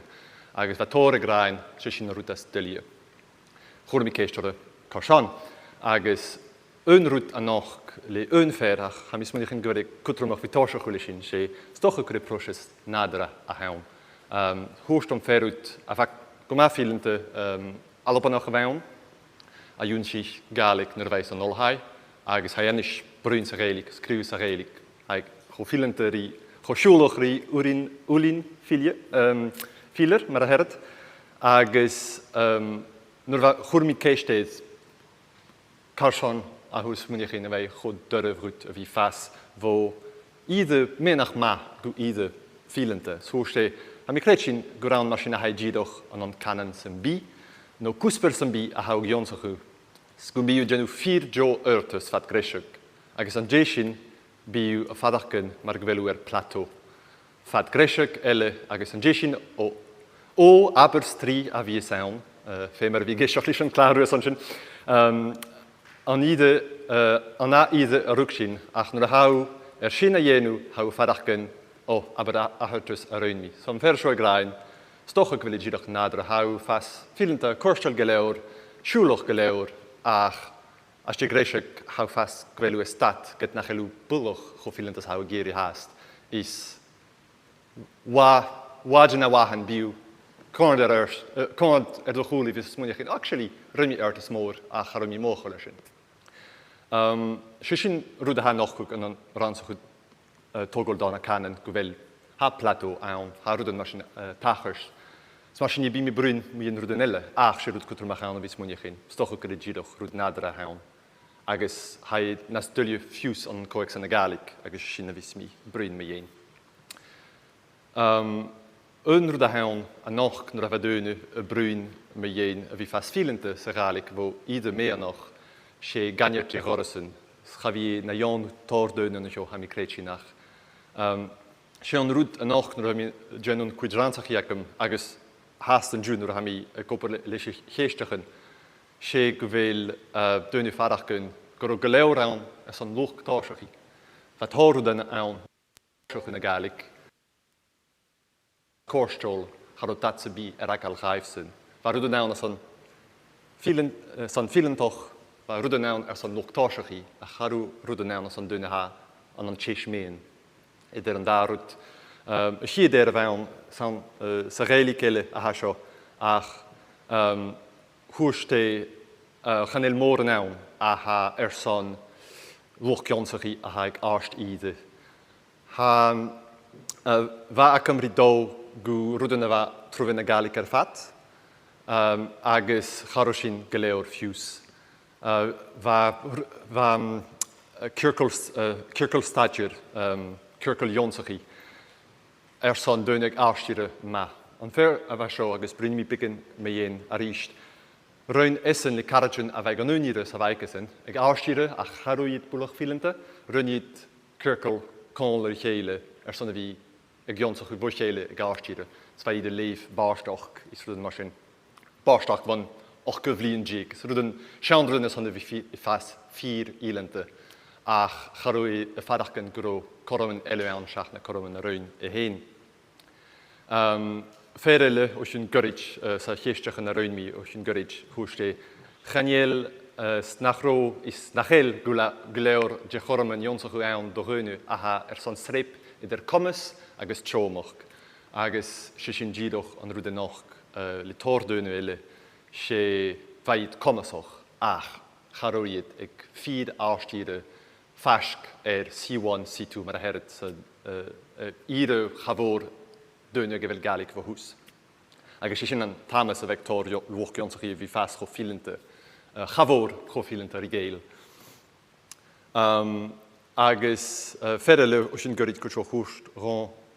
Dún sich mi cúteoch móranas na clasichin a chum teacher a go haig gwasachu, far an romicán i géil ága agus sinna gionsachu Aberstern is Foghlam is Masson ha nas sinne is na sonrichte nach tseid a chlachug cho trich, a sin brún me dhéin sensation a bheith ránne an féút charú goras an ann ra a bhí fas go ireiles mar sin chaie go clasichin a bheith son filantich agus sanna siút a dún sich Aberstern sonrichte agus dóin nas na séir a bhí brún sa Gàidhlig.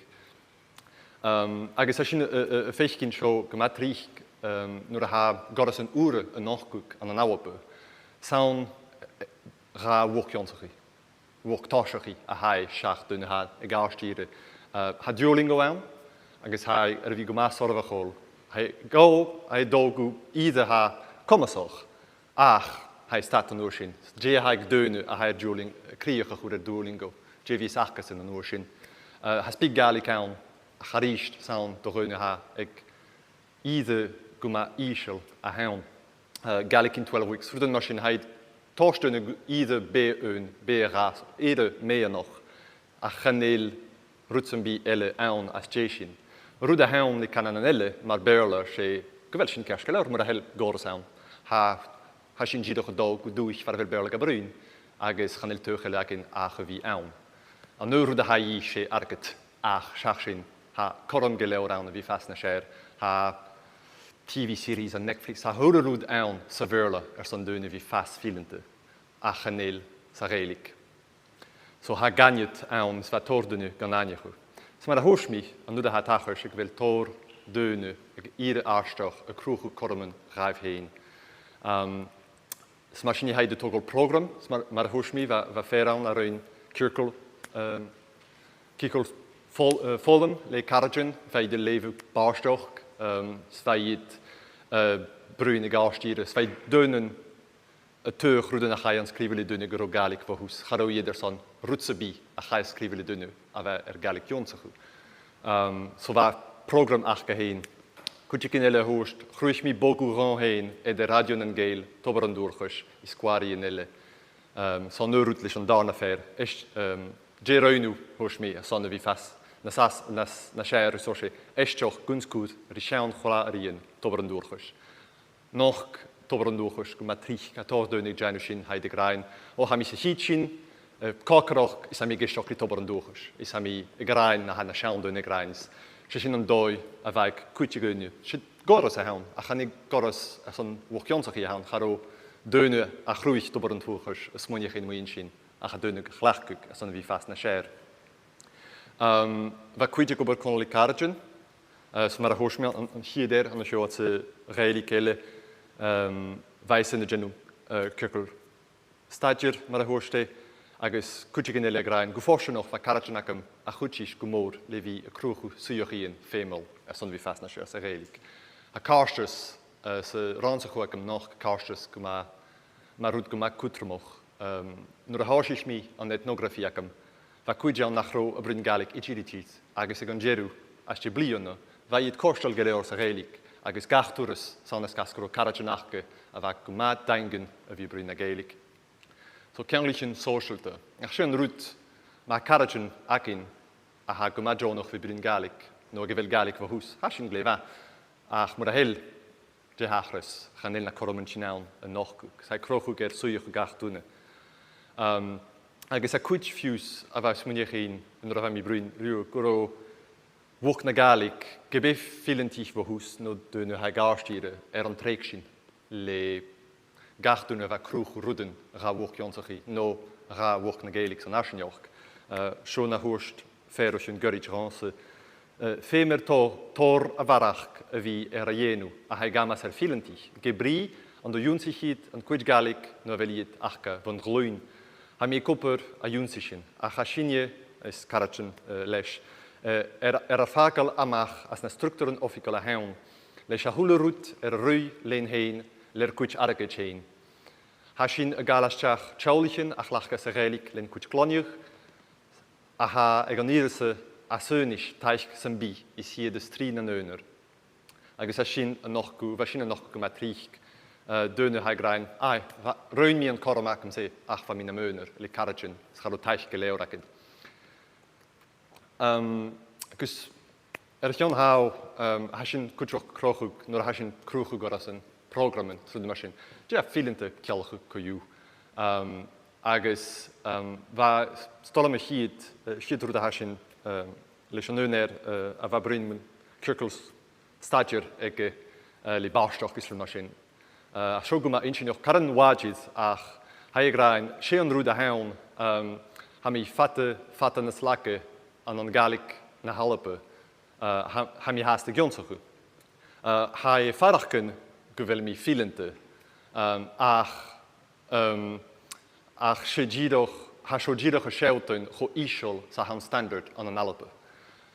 Nam bíig an íra seo an niad de Gallic na Halapa a hacamsa an éirín cha bhí dúna a tóst mes san bí ormsa.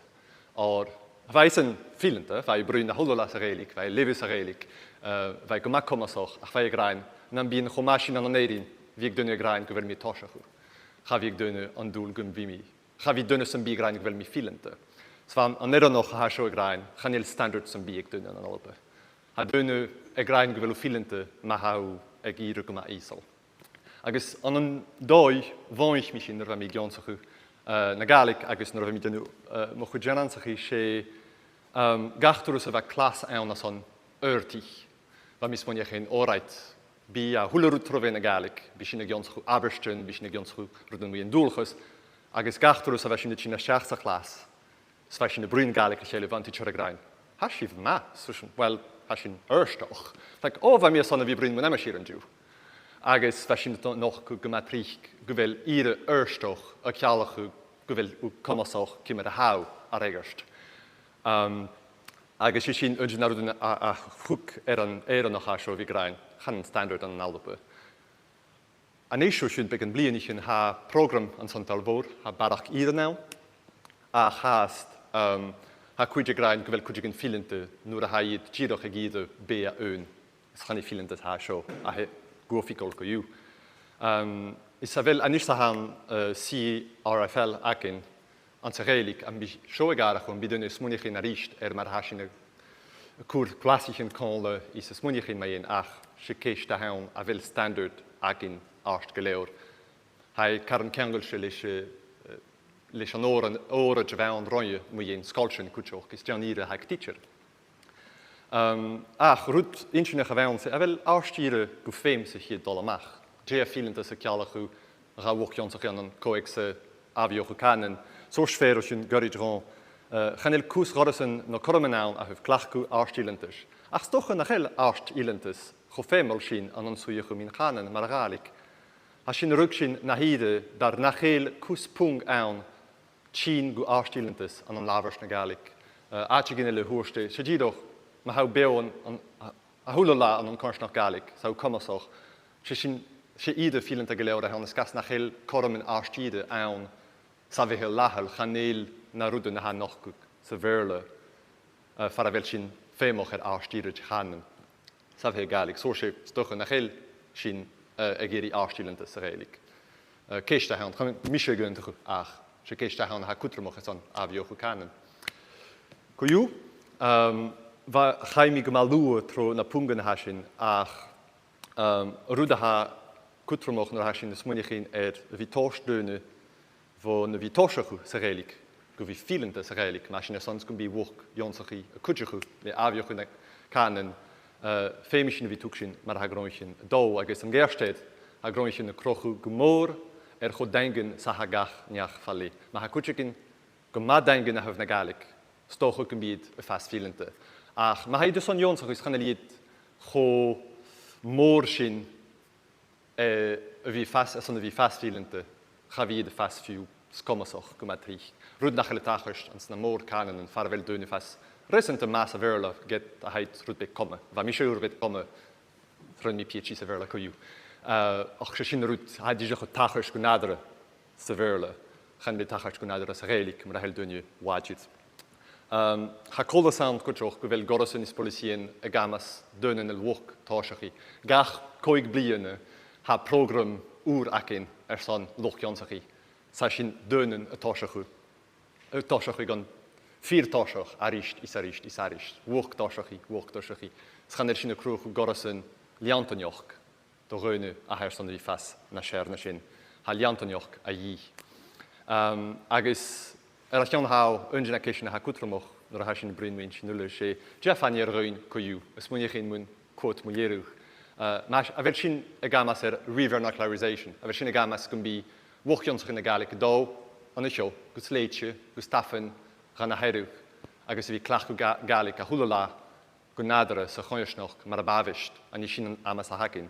Ma sy'n tamas a hagin, ffeimi sy'n dyn ha 4 ilente. Ach, maar heel sy'n tamas hakin, stoch ook wel sy'n kom ik u wel doen vast vielen dag. Kees goed mag hasho. Agus drechas genu, het hoor beachten aan route nog, agus bij mij doen ule sy'n nog le kutjek in, a kjonsjulish an Òraid wagen ronje moet je in Alba Nuadh, agus sé wieg skimme masir printisoch gema son wokjons Gàidhlig, agus sean geil öneroch. Wie gefius kommasoch a jenwer Zoom stoche, begoor de wors na Gàidhlig sy'n a vönjachu. Begoor de wokjonsach i arstiere do e koppers an Tuikeli an Shona. Hij skonjol heen gewil aatje machinaun son döne a hij gerig fast na scher. Gaan il morgen gormen elle go machinaun. Begoor rijf badachtaich offikel ein. Schön rut a inchi noch an de show maschier printisoch. Was sy'n in ronje an Alba Nuadh. A wel sy'n a i oranje an Alba. Cwyw, fe sy'n gymalwach na ha ceisio bi acif ham iawn, agos gwnro magif.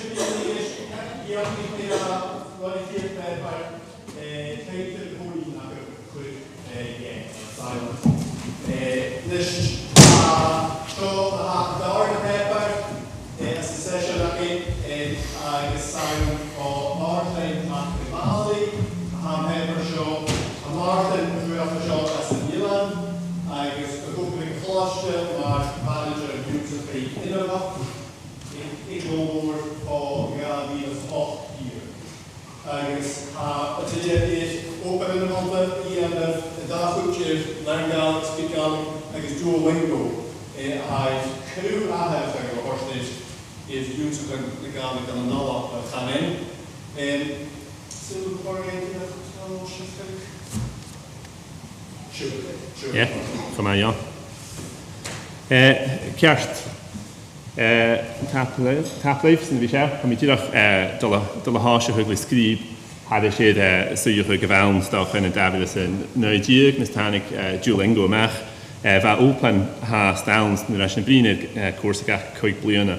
Mis is muine go cuasacin ag arniu gadas an Tsecis go chaid scríb go gúnaráchar san clásic an aiche de ginehíh, agus thaine mórinú sin éidir bhí ann leiricin, ceist go leir, Britton leine, ach me goite ópan an ritmi erige chai scríag de genne víchen sa kersnacht agus fiús ag siid chai sin I alabachug an táiseach mar chósa boci seach chósa seachcineach get is an gar seachcin mar is trí go bheith sa líadagug siid in an alapa.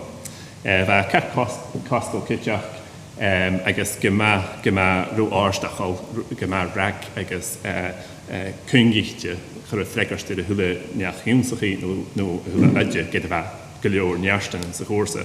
Bheit kitteach speaking your language has gachrúla go a BBC sean leorig an cuasa a siid a chai scríag mar leor óperach mar gambéag don a programmentélia seach mar go is Tsecis agus bheit lear an Gaelic dot Scott Aln le gadas an taice digitach ach ládach lína bhain fémal go a sin. Bheit glasacha beag a lesacha cuasa aibh hain san clásic an aiche an glasacha agus a gnu an bhat an a pútig tronbhuiin glad Gaelic Learning and Development sin cóhhaintach le cárlan inadal ile a pútig ar san cuasa náisianta ar san niúsacha cearsnach agus bheit ruaí mac léhin pépid molly is scríag Foghlam fat bethe don enam ar slíag go filantas a bheit a gainecha go ró ionlach náisianta ar san niúsacha inabhach hí. So bheit sa Fañch mar sin go Bihan-Mòr in an alpa a thuhhiúnsacha inabhach na Gaelic a gíad in na cearsnach de clásic an aiche mar is trích an eisimal iad óbed na nudjin ar san suspint a chrúachug don na clásic an afca hain. Bheit mescahug de gírin gan cleachcug gan sadiarach iad de chai higisc ag ire seach ire den cannig cútegin go ré clás luchtáiseach í lentinach a bheit sa tawin go dé bheit sin na cíolahug a thuh na chai a thuirseach a dré. Sa mi cíneach go bí leor agah se a higisc clás éici ré a gaineachug an dúigeí a sin. Mar sin hánig an níortas ar san cuasa is clár Tsecis náisianta fanna cárdan inadal hain iad a bhfuin glad minú am sa bheith Shabhal Mòr Ostaig a beachcahug iad cuasa úd ADA. Fyrig minút beag an bhí sin oscail go réist.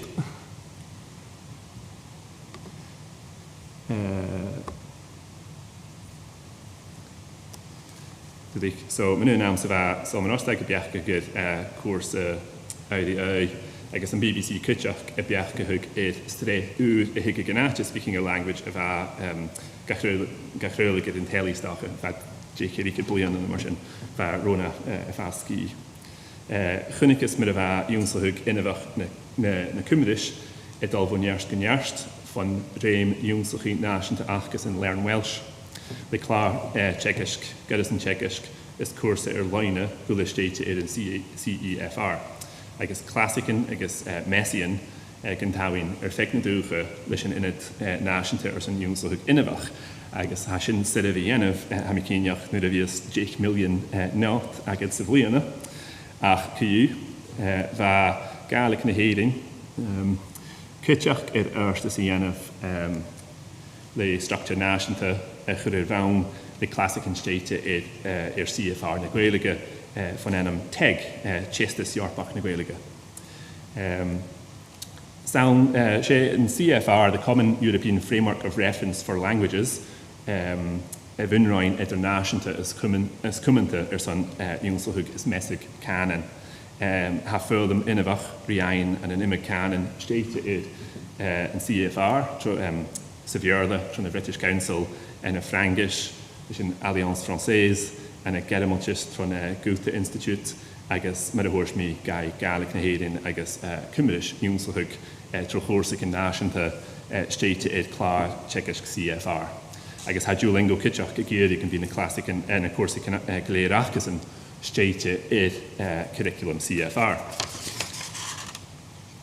So Chaitum the Gaelic in the CFR Lesachug Marvin state and projects be Gaelic Edevel Fike frame Màiri Cumenta Yorkbach after some grey brot na habital Hashawach Harshachug and Opus show son Hun for Stude and Olive Màiri Watson ag Olhai Operain. I guess have skip speak Gaelic and Hall and project as live near the Harshich Operaid is the Gaelic. Varaunsachug Anndra Kitchach mar first the project van Anam Clag Commas and Lowers in the Gaelic which Dr Nicolaicarty ag vo Olhai Clasachu stated Aglavin Lilith Lowers. Masson that bunne Chalnjoin I guess Vashin Kitchach geked gedlu it na ha ounce the Clàradh in Czechish ag learn Welsh teg agus ille. Ha Shia Eden as CFR, which chiad cehilju sin in Clàradh nan Eden Jungselhug.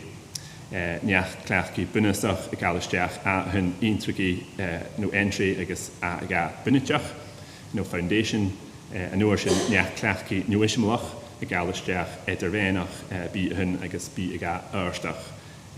Shachid sin ha niach clachki commasach sin si hun filantis agus si aga meisteris na mastery.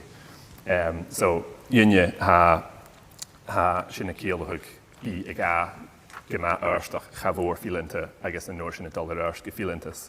So chavi speak Gaelic tawin ach na hiden jungselchi a hun gebi bi aga ha some message can famed karen cumulatal le jungselhug ag ide an Olhai agus jungselhug fad behe agus filantis ag si hun agus si aga a lesachug chanaum de rajin sa kersnach geviag in opid a sin.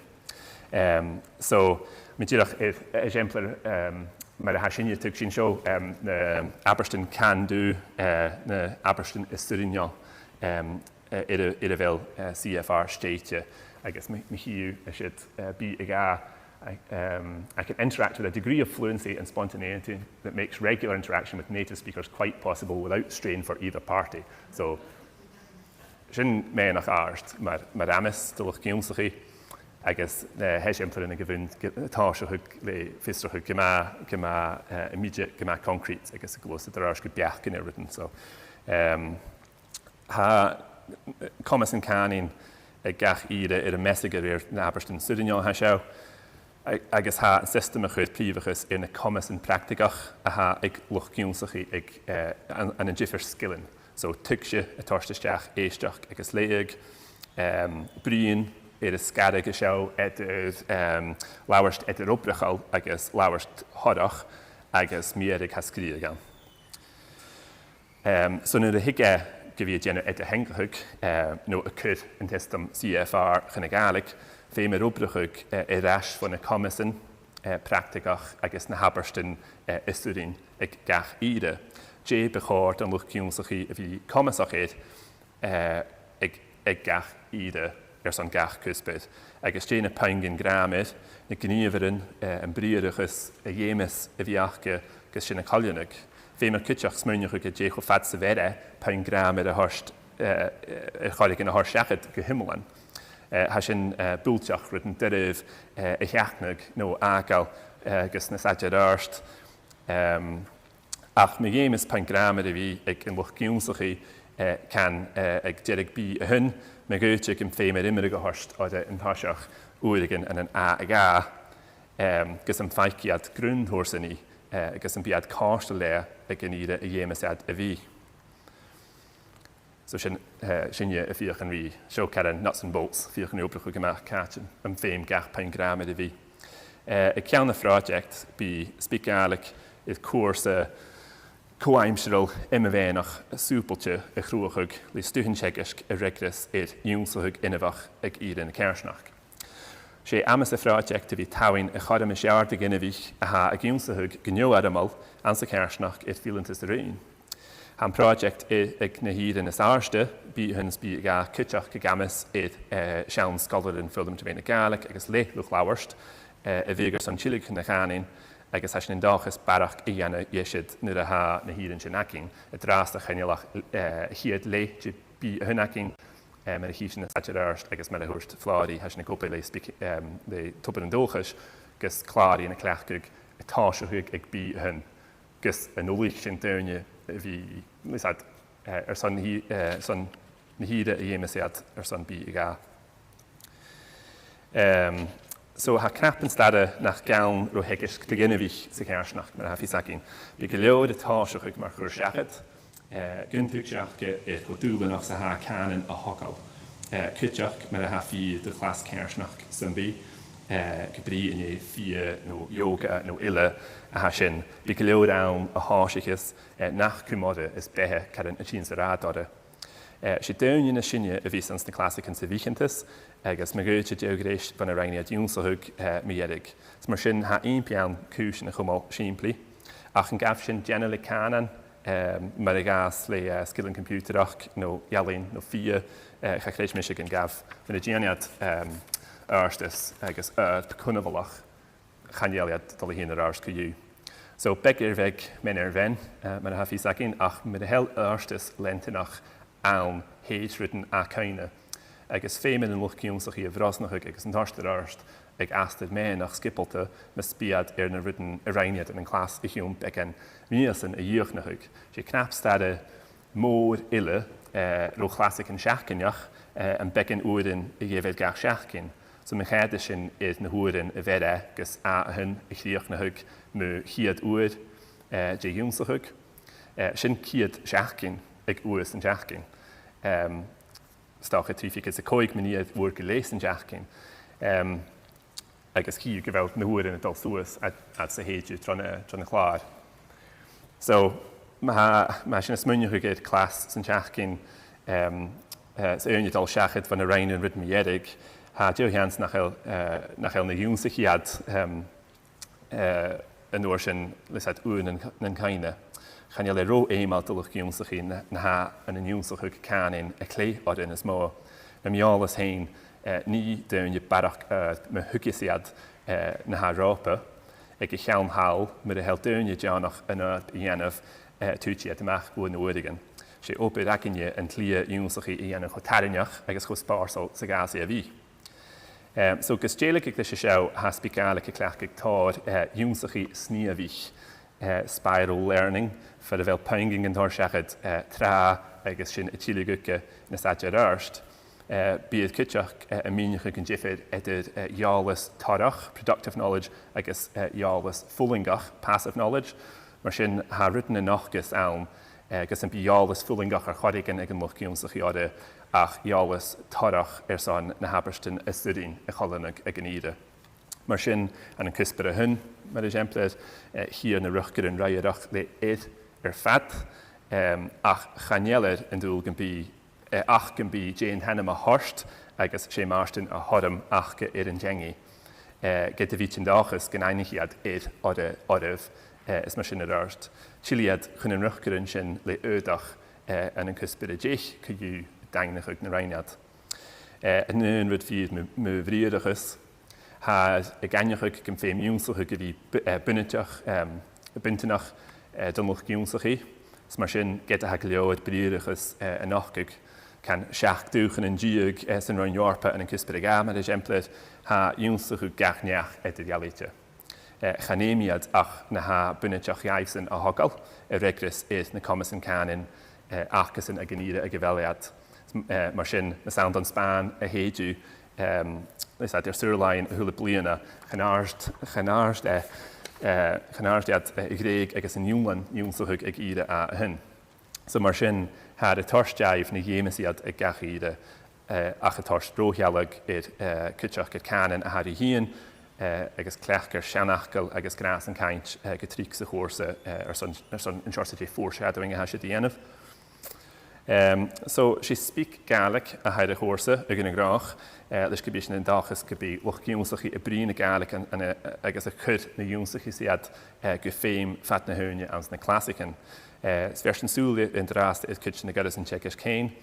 Is císin go bhfuil codman nach gaun ans na lesson in hain son capitich structurichte I dhéanamh, so go matrich hiú na boxicin brín agus a cholós ar pein gothir seachad a tarstid in lochgiúnsach I glósa a chóst agus féin go clechgig.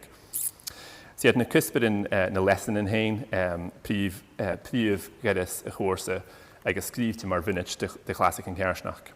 Fer seoisteach na peingin canin agus a bríadachas a bhuineas don na chuspid. A suspension lesson na mesca thug de bríadachas de exemplarin echas I cin míneachíon agus tíáí an gadid.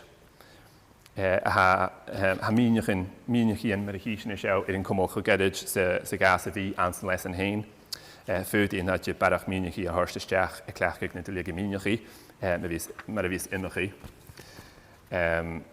Ha gach cuspid a roin na Gàidhlig cúteach le Clàradh sa bhéin agus fó bí a hunna rarst had show state in the illustrated scenarios and nachgus in the program in telly at the BBC.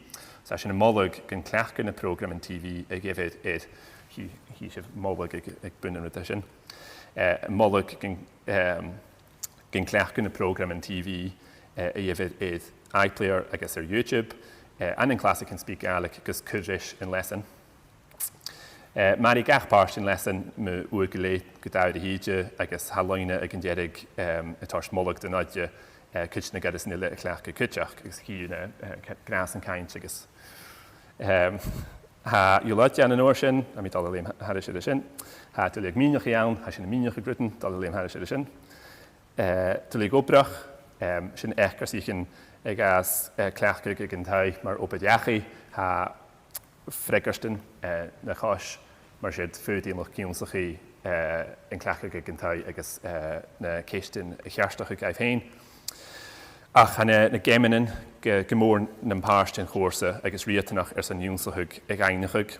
So bheith in dúile géime cadam don lech ciúnsachaí na pangin canan is aberstin a dúnsachaí a chud go féim.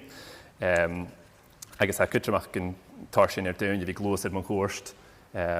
Channí sé anna frétar agus marisa he sé chaneásan na gcéonsachuigach. Glósa mo chóst gus go bhaiad deálas fogainn dhéile agus gin clechciad na hat a gcéonsachuig. Agus sin na bhíos an cáis gach cuspid den chósa. Ach ha cúteach dúlaigh bríadachas ann a bhíneachas grámid díadach ag táiseach gach ide agus ha dúlaigh fúinach ann ag táiseach gach ide I ríist. Inúris na hadjin géníad leo sin. Ach tuh mui classicin ha cútramach go bí dainir an brasnach an canan na clechcaig. So mar is luia a héidin lech giúnsachaí a ghlechcaigh leis a chanan saon na sead agus tacri sin is luia ma bhís céalachcha rí culture na Gaelic agus ma bhís cadam in socialtachcha. So bí mi héin le cúte chláán le cadamic a rúi tachartas in an taásta hia. En an porstríag turas vías agus turas miérig hánig díis van chlas speak Gaelic hacam, a vis mi checkgus de chorlin a Gaeltach, agus had sin díach it cuspid a hundíag dé a hun hánig down agus chórs in éici chomór rua had inis an brasnach gemód ásta sa dhéana, so mis had stuhin mar siid a gobruch tuh mui agus exemplar in an cúteach. Hanna garrison na dúlaigh géimeaching a fregarst classic an nuadamal éicin an socialta ha mesca thugte géimean an acin hiú seo cean táise cin tarsin for an beacadí opaí dhéanamh an buin gus na céistin scrí agus nó sin na fregarst nain van skipa ile. Ha náthiricin is áí an ann, ha wangan cogaí ann go trich a character in an scach cuspid for an bí lochgiúnsachaí a clúiche character. Agus a tors cadam iaibh ascrúd ag ghéanamh peingin nach eile nachgug dé chu trí sa bhí sin na gráid in henna a harst únars go bhfuil sin nachcin ó cuas a háú so ha cutramach tíach rutan síimplí mar siad aine chu go ríist. Ha cutteach díochnan go bheann, agus ha fís an go bhfuil brín go luach riamach aine. So hanna díochnan seo go bheann cutteach mina bhí saon ar san bhórchuid dé chósa can si far, ha sin déna pílit leo an drásta agus ha sin an dáchas go bead ann i gaithead. Freigarst na skillan CFR mar go big bríon éisteach lé agus scríag. So sin ann, ha mé san pí seo ra ciú. So ma ha sin is muine géad dúnsaach inmhach, gur sanna ha sin ann, chaníonn sa ma ha sin ar son luchláhairt úra a chrúachuig, ha trí gríhéid in ann, agus bí sin fet na haine brín ar cuasaicin. Úrin bí sin a bríad aitin, trénig, sténa skillan tseicescaig daine, ach cutteach ha luchúnsach ann. Agus ha céist lisad co-iad, carsána had go hiúnsachug, dé ha an brasnach agus gan taring, dé chu díclach sa had, dé an úneachge, ciavíadú a ha ann, agus is siad fami, so ha sin bhí bhrí session an training lei seo, agus ha session a go mna heach gin cutteach gan an inionis, le corna na gaeltach, ach cutteach tíach ar san imre gemalú a harsta Duolingo. Ha fís ac inúla go seo nach tíig cutteagin fó neoni go filantas le garis, well, san bí, ach go definne le Duolingo. Ach ha arfan hátáis an súna Gàidhlig, a tíon chuna Gàidhlig le Duolingo ha cádas milliún goléacin i táiseach go i chósa, agus háast levelíon go cleacha go cunamhlach. Agus ha sin gaithcin mar drug is táisnich, sin díirech a léidechug na ha áimte gúine, ha giúnsachug na Gàidhlig, agus mar is mó úsid a haar blastadain, san is mó a hiigad arst go dáinúnsach í ile, agus ha inise in immerst spi Gàidhlig ann mar slí go má saliadáibh cean céim náid ar arst fó Duolingo. So ma dhémas mi críoch a churéad dúitín is seo. So tap leif, agus ha mi cíneach go bheith si bhfuil filant an na Gàidhlig nó bhíh si bhar tugadh mar háach, seo an láir a chlín agus talige Kirsty agart.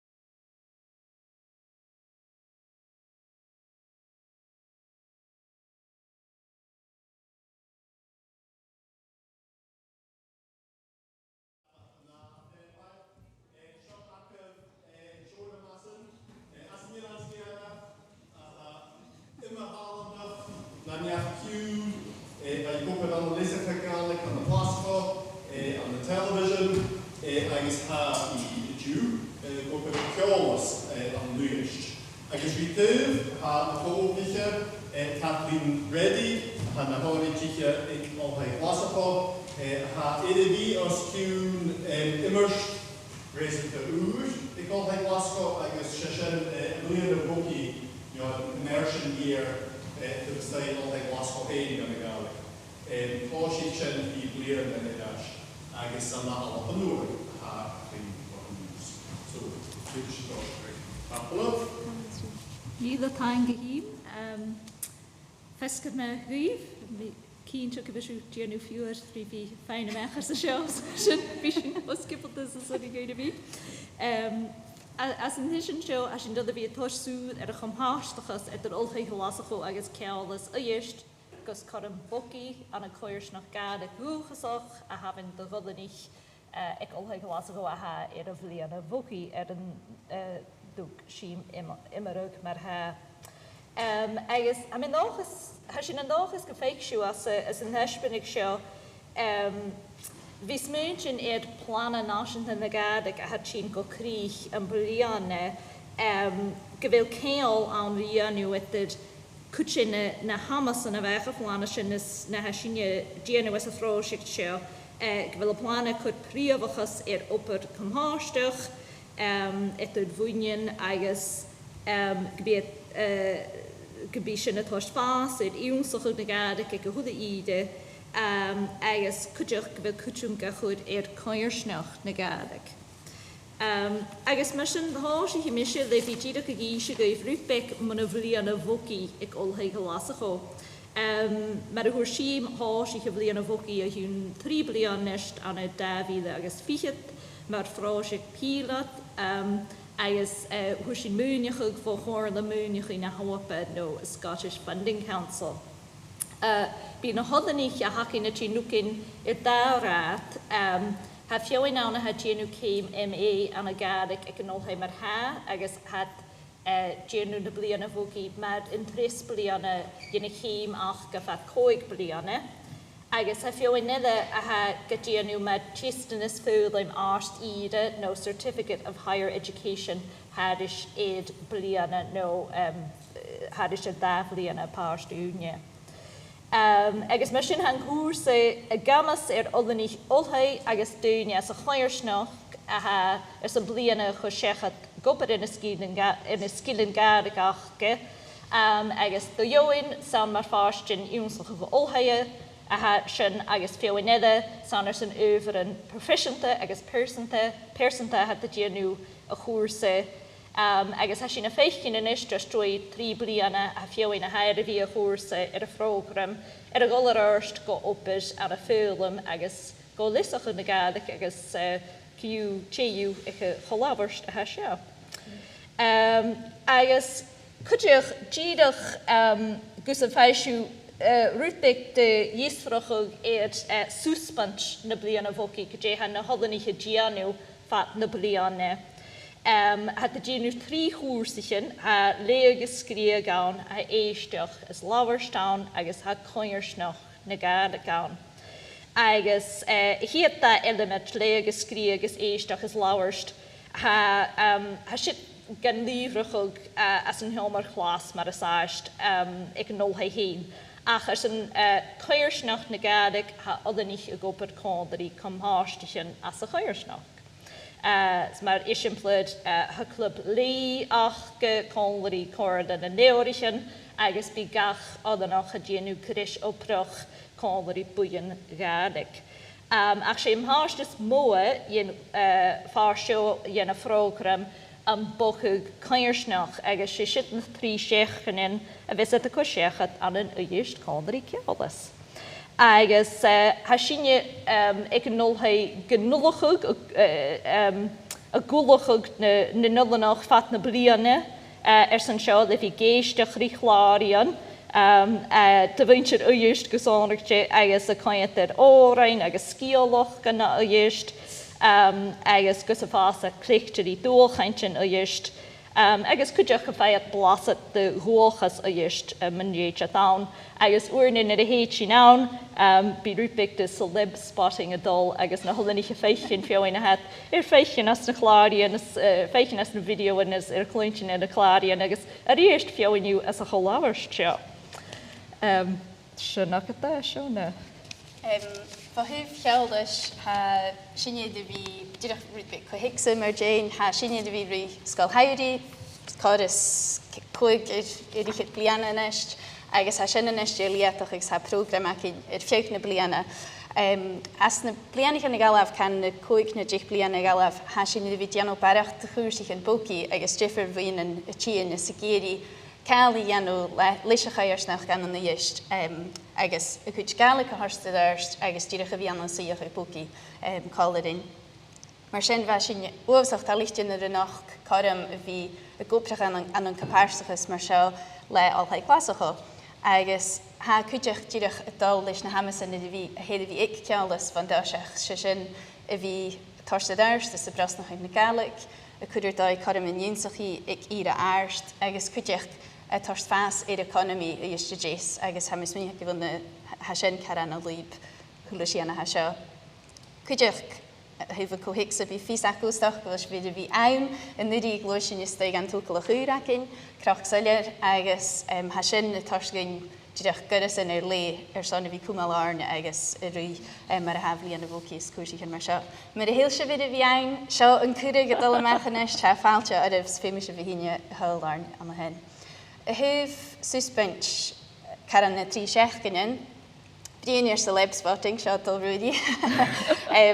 Ha by'n y holan i chi tîn i'r tri seach gynny'n, mae'r hwrst Kathleen, by at y ffyrach coleg an y dalabrach an y neisio jes, agus ha sy'n gyma cwtramach i'r syns, by at y clech Gaelic misg y cheile.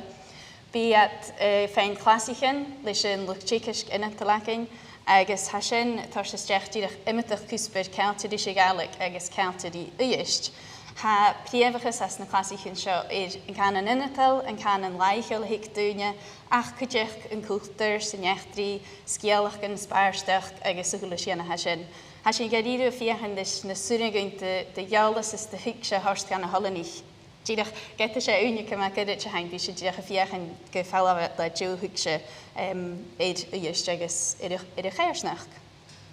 Ha mae'r ha dialaf sio siail dyn ferach gyda clasich yn ha gyma cwtramach gyn biad y cynnwch ag le dyn ys y chairsnach agus fein imitach coram sy'n i enw y bliana chynnichat le coras daichet dyn ys y chairsnach greunet misgach ag dyrwyddyn agus ha sin tors coram yn gaif cwydych stoch yn achegat mwyd o rod y gael Pàirt as y hwsa agus ha sin gyma cwtramach.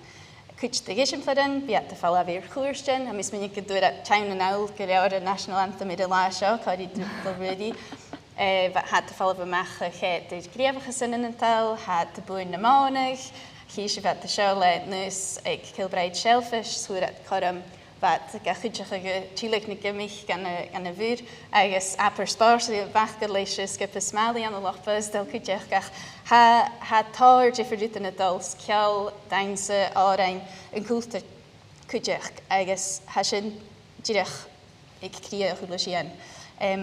Bi coramach go cwydych falaf amach go dainsichen, sgwydamans, ha fasyn ac yn y dol, agos ha nŵr sy'n choma fi feichgyn na dwynia y chynnichat stocha as y hiad siachgyn yn y chwrsa hat gam feichgyn i'ch na ceilian, hat tosiach y brin dwa agos ha na ceilich yn sy'n dydach dol gynnerst mae'r gybiag.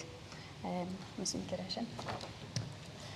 Agus mae'r hesiw am i gyntiach y tig sy'n fan y hwrs Shona sy'n hat tor fwanoch yn awn gan y hodlanich y fys y fwchig sio, agus fe sy'n gymau ffostanoch ag olhaig lasach o gyndwyr sy'n mwynach ag sy'n pys raunsach i iwnsach ag sy'n chairsnach. Sy'n awsynioch agus gwsanach ti iwnsach ag sy'n chairsnach leis na hymyrstyn nes a fydd sy'n hein y sas. Agus sé An Dr Marsaili NicLeòid ag olhaig lasach o rhain y raunsach ag sy'n gwyn yn biliana. Agus chaiad ar ansach sin na buanach gan y lwyd iwnsach ys y chairsnach go inafich go sálrichte. Agus hwc ar ansach y sŵdder imig sgrwtig a fe sialtyn gra gyfer fian ysgilio ran gyfer bwcyd coersnach a dianw differ dy sgilyn eistach as lawers lwch iwnsach i fiws myr hyl lwch iwnsach i iawn affat yn i'w gydyd. Agus cwydach awr awnsach y sialtyn gyfer comysyn conotri etter chotarel no intercultural communicative competence. Ek al lwch iwnsach i gyfer sy'n y ffas nyr a hat y sas yn y bwcyd coersnach. Agus mae'r ffordd yn rhawn sych o siwr yn Dr Marsaili ac o lyfn le olanich a fa sas as y fwchol coersnach yn nyddi agus dydych ar sy'n pys becyn ysgrif Dr Marsaili a leogwyf sa yw hau bwlog i'r tor a hau lwch fyr mwyn ffrosiect sio. Sgrifi, most interviewees who had never spent time in a Gaelic-speaking community prior to this course reported that their ideas about Gaelic and its use in the islands had been idealized, and that as a result of living in the community for a short time, their understanding of life on the islands, particularly life for Gaelic speakers in their socio-linguistic situation, had changed considerably. One former student who had no knowledge of Gaelic communities or connections to native or fluent speakers prior to the Bliana Bhócaí reported realizing that Gaelic was a living community language, not just a heritage language. Students also reported that the time spent in UIST allowed them to get a sense of a community of traditional Gaelic speakers, an experience much different to theirs as learners in an urban environment. Interview participants also felt that they gained a better understanding of the socio-linguistic situation of Gaelic and felt that experiencing culture and life on the islands meant that they were better able to communicate with Gaelic speakers and see things from their perspective. So Tora ha inchine chashan he sin as raunsach seo gyfel nes 3 seachgan an An-diugh de thorsten a hoddanich vi ganneach gyfel coersnach Gaelic húchasach awn agus gyfel sialwg sólrigse agus luach fyr ag bwyl na coersnach seo a Gaelic agus a chotar agus sy'n cwtsin a hoddanich sialwg yn conladi luch prin húchasach gyfel aster ach gyr I gol as yn iwnsach ach gus sy'n cael un sy'n ach stocha tochel cwtsin a pwyng gyda fe Fañch mo a fi ffilanta as a Gaelic. Agus gwydig sio fi dŵlanach ach sy'n les yn cwthramach a handl gwynios yn bia ha giwnsach a canan. Agus nid fe sy'n gwlwch agos yn sio Shona sio gym a chwynne cheia na hoddanich a fach yn nyddi rwyd y hwrstisio mwyn y fochel coersnach an An-diugh groi môr yn iwnsachog ach fa I iwnsachog gyfel fata a farach ichir I iwnsachog hast. Agus a sy'n gymer un sy'n eich chanin. Cwdiach by'n a hoddanich ydy nhw misi yn steichtio An-diugh hat y cwrsiach an An-diugh as a fochel coersnach far a fel y miorachog na iwnsichat agus fer mi gwyf dyrach Immerug na ga in y sgrif cwtsin a hoddanich yn bliana sgrif un olanach astroi gydach 3 seachchanin fa mi farachain mae'r garomi a sas as a choersnach. Agus olanach hele iwnsich mi Foghlam ure nach byrringo iwnsachog ag yn twy.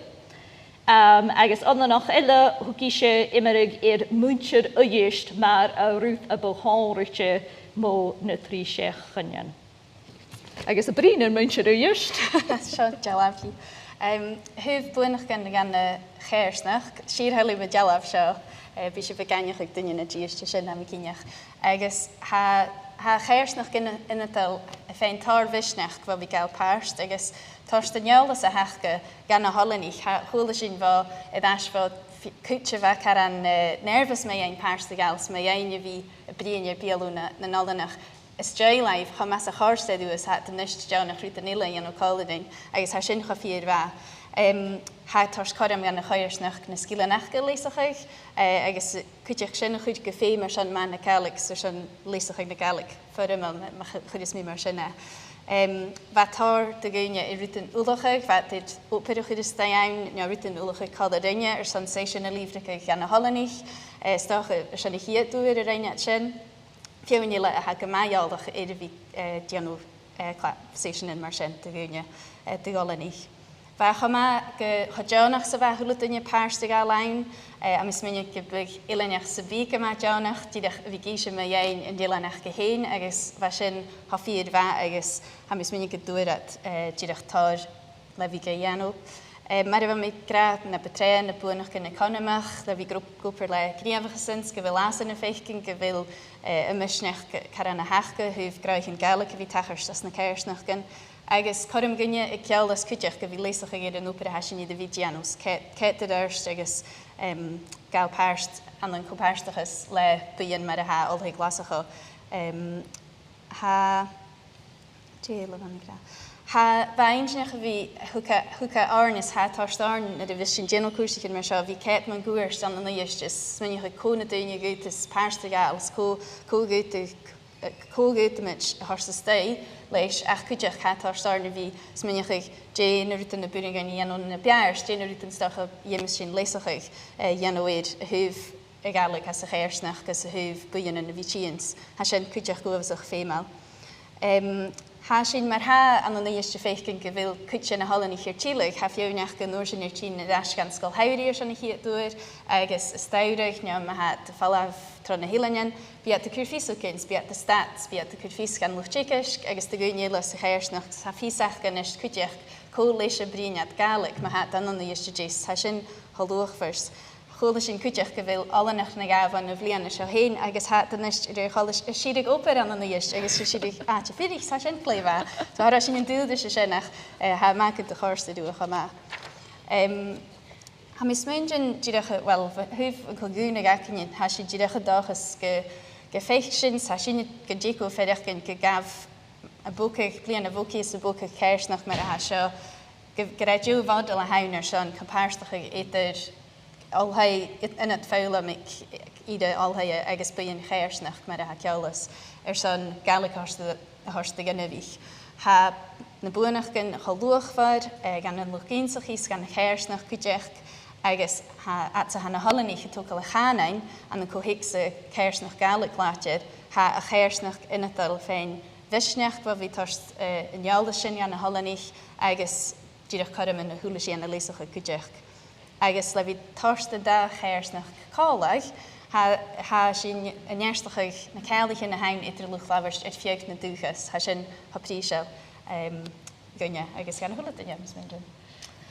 Sme sin fáci sin na fácha méarag me goprise sé ag eile sé dhéana hodaníich a bhar a chósa an bliana agus mar fá sin na misíon a raine hodaníich raine Clàradh agus fiúinú raine seo de video diaries at sa bheit an nuist agus bhrín eile seo ar a lá choríise seachad an éirisce agus na ruútain i dúnsaí a sin agus seo mar a noch géan na míon an sáisialta achcin. She Dimash down Andrew, ich me more construct conflicts out of Hammy African Jaishal or son in law.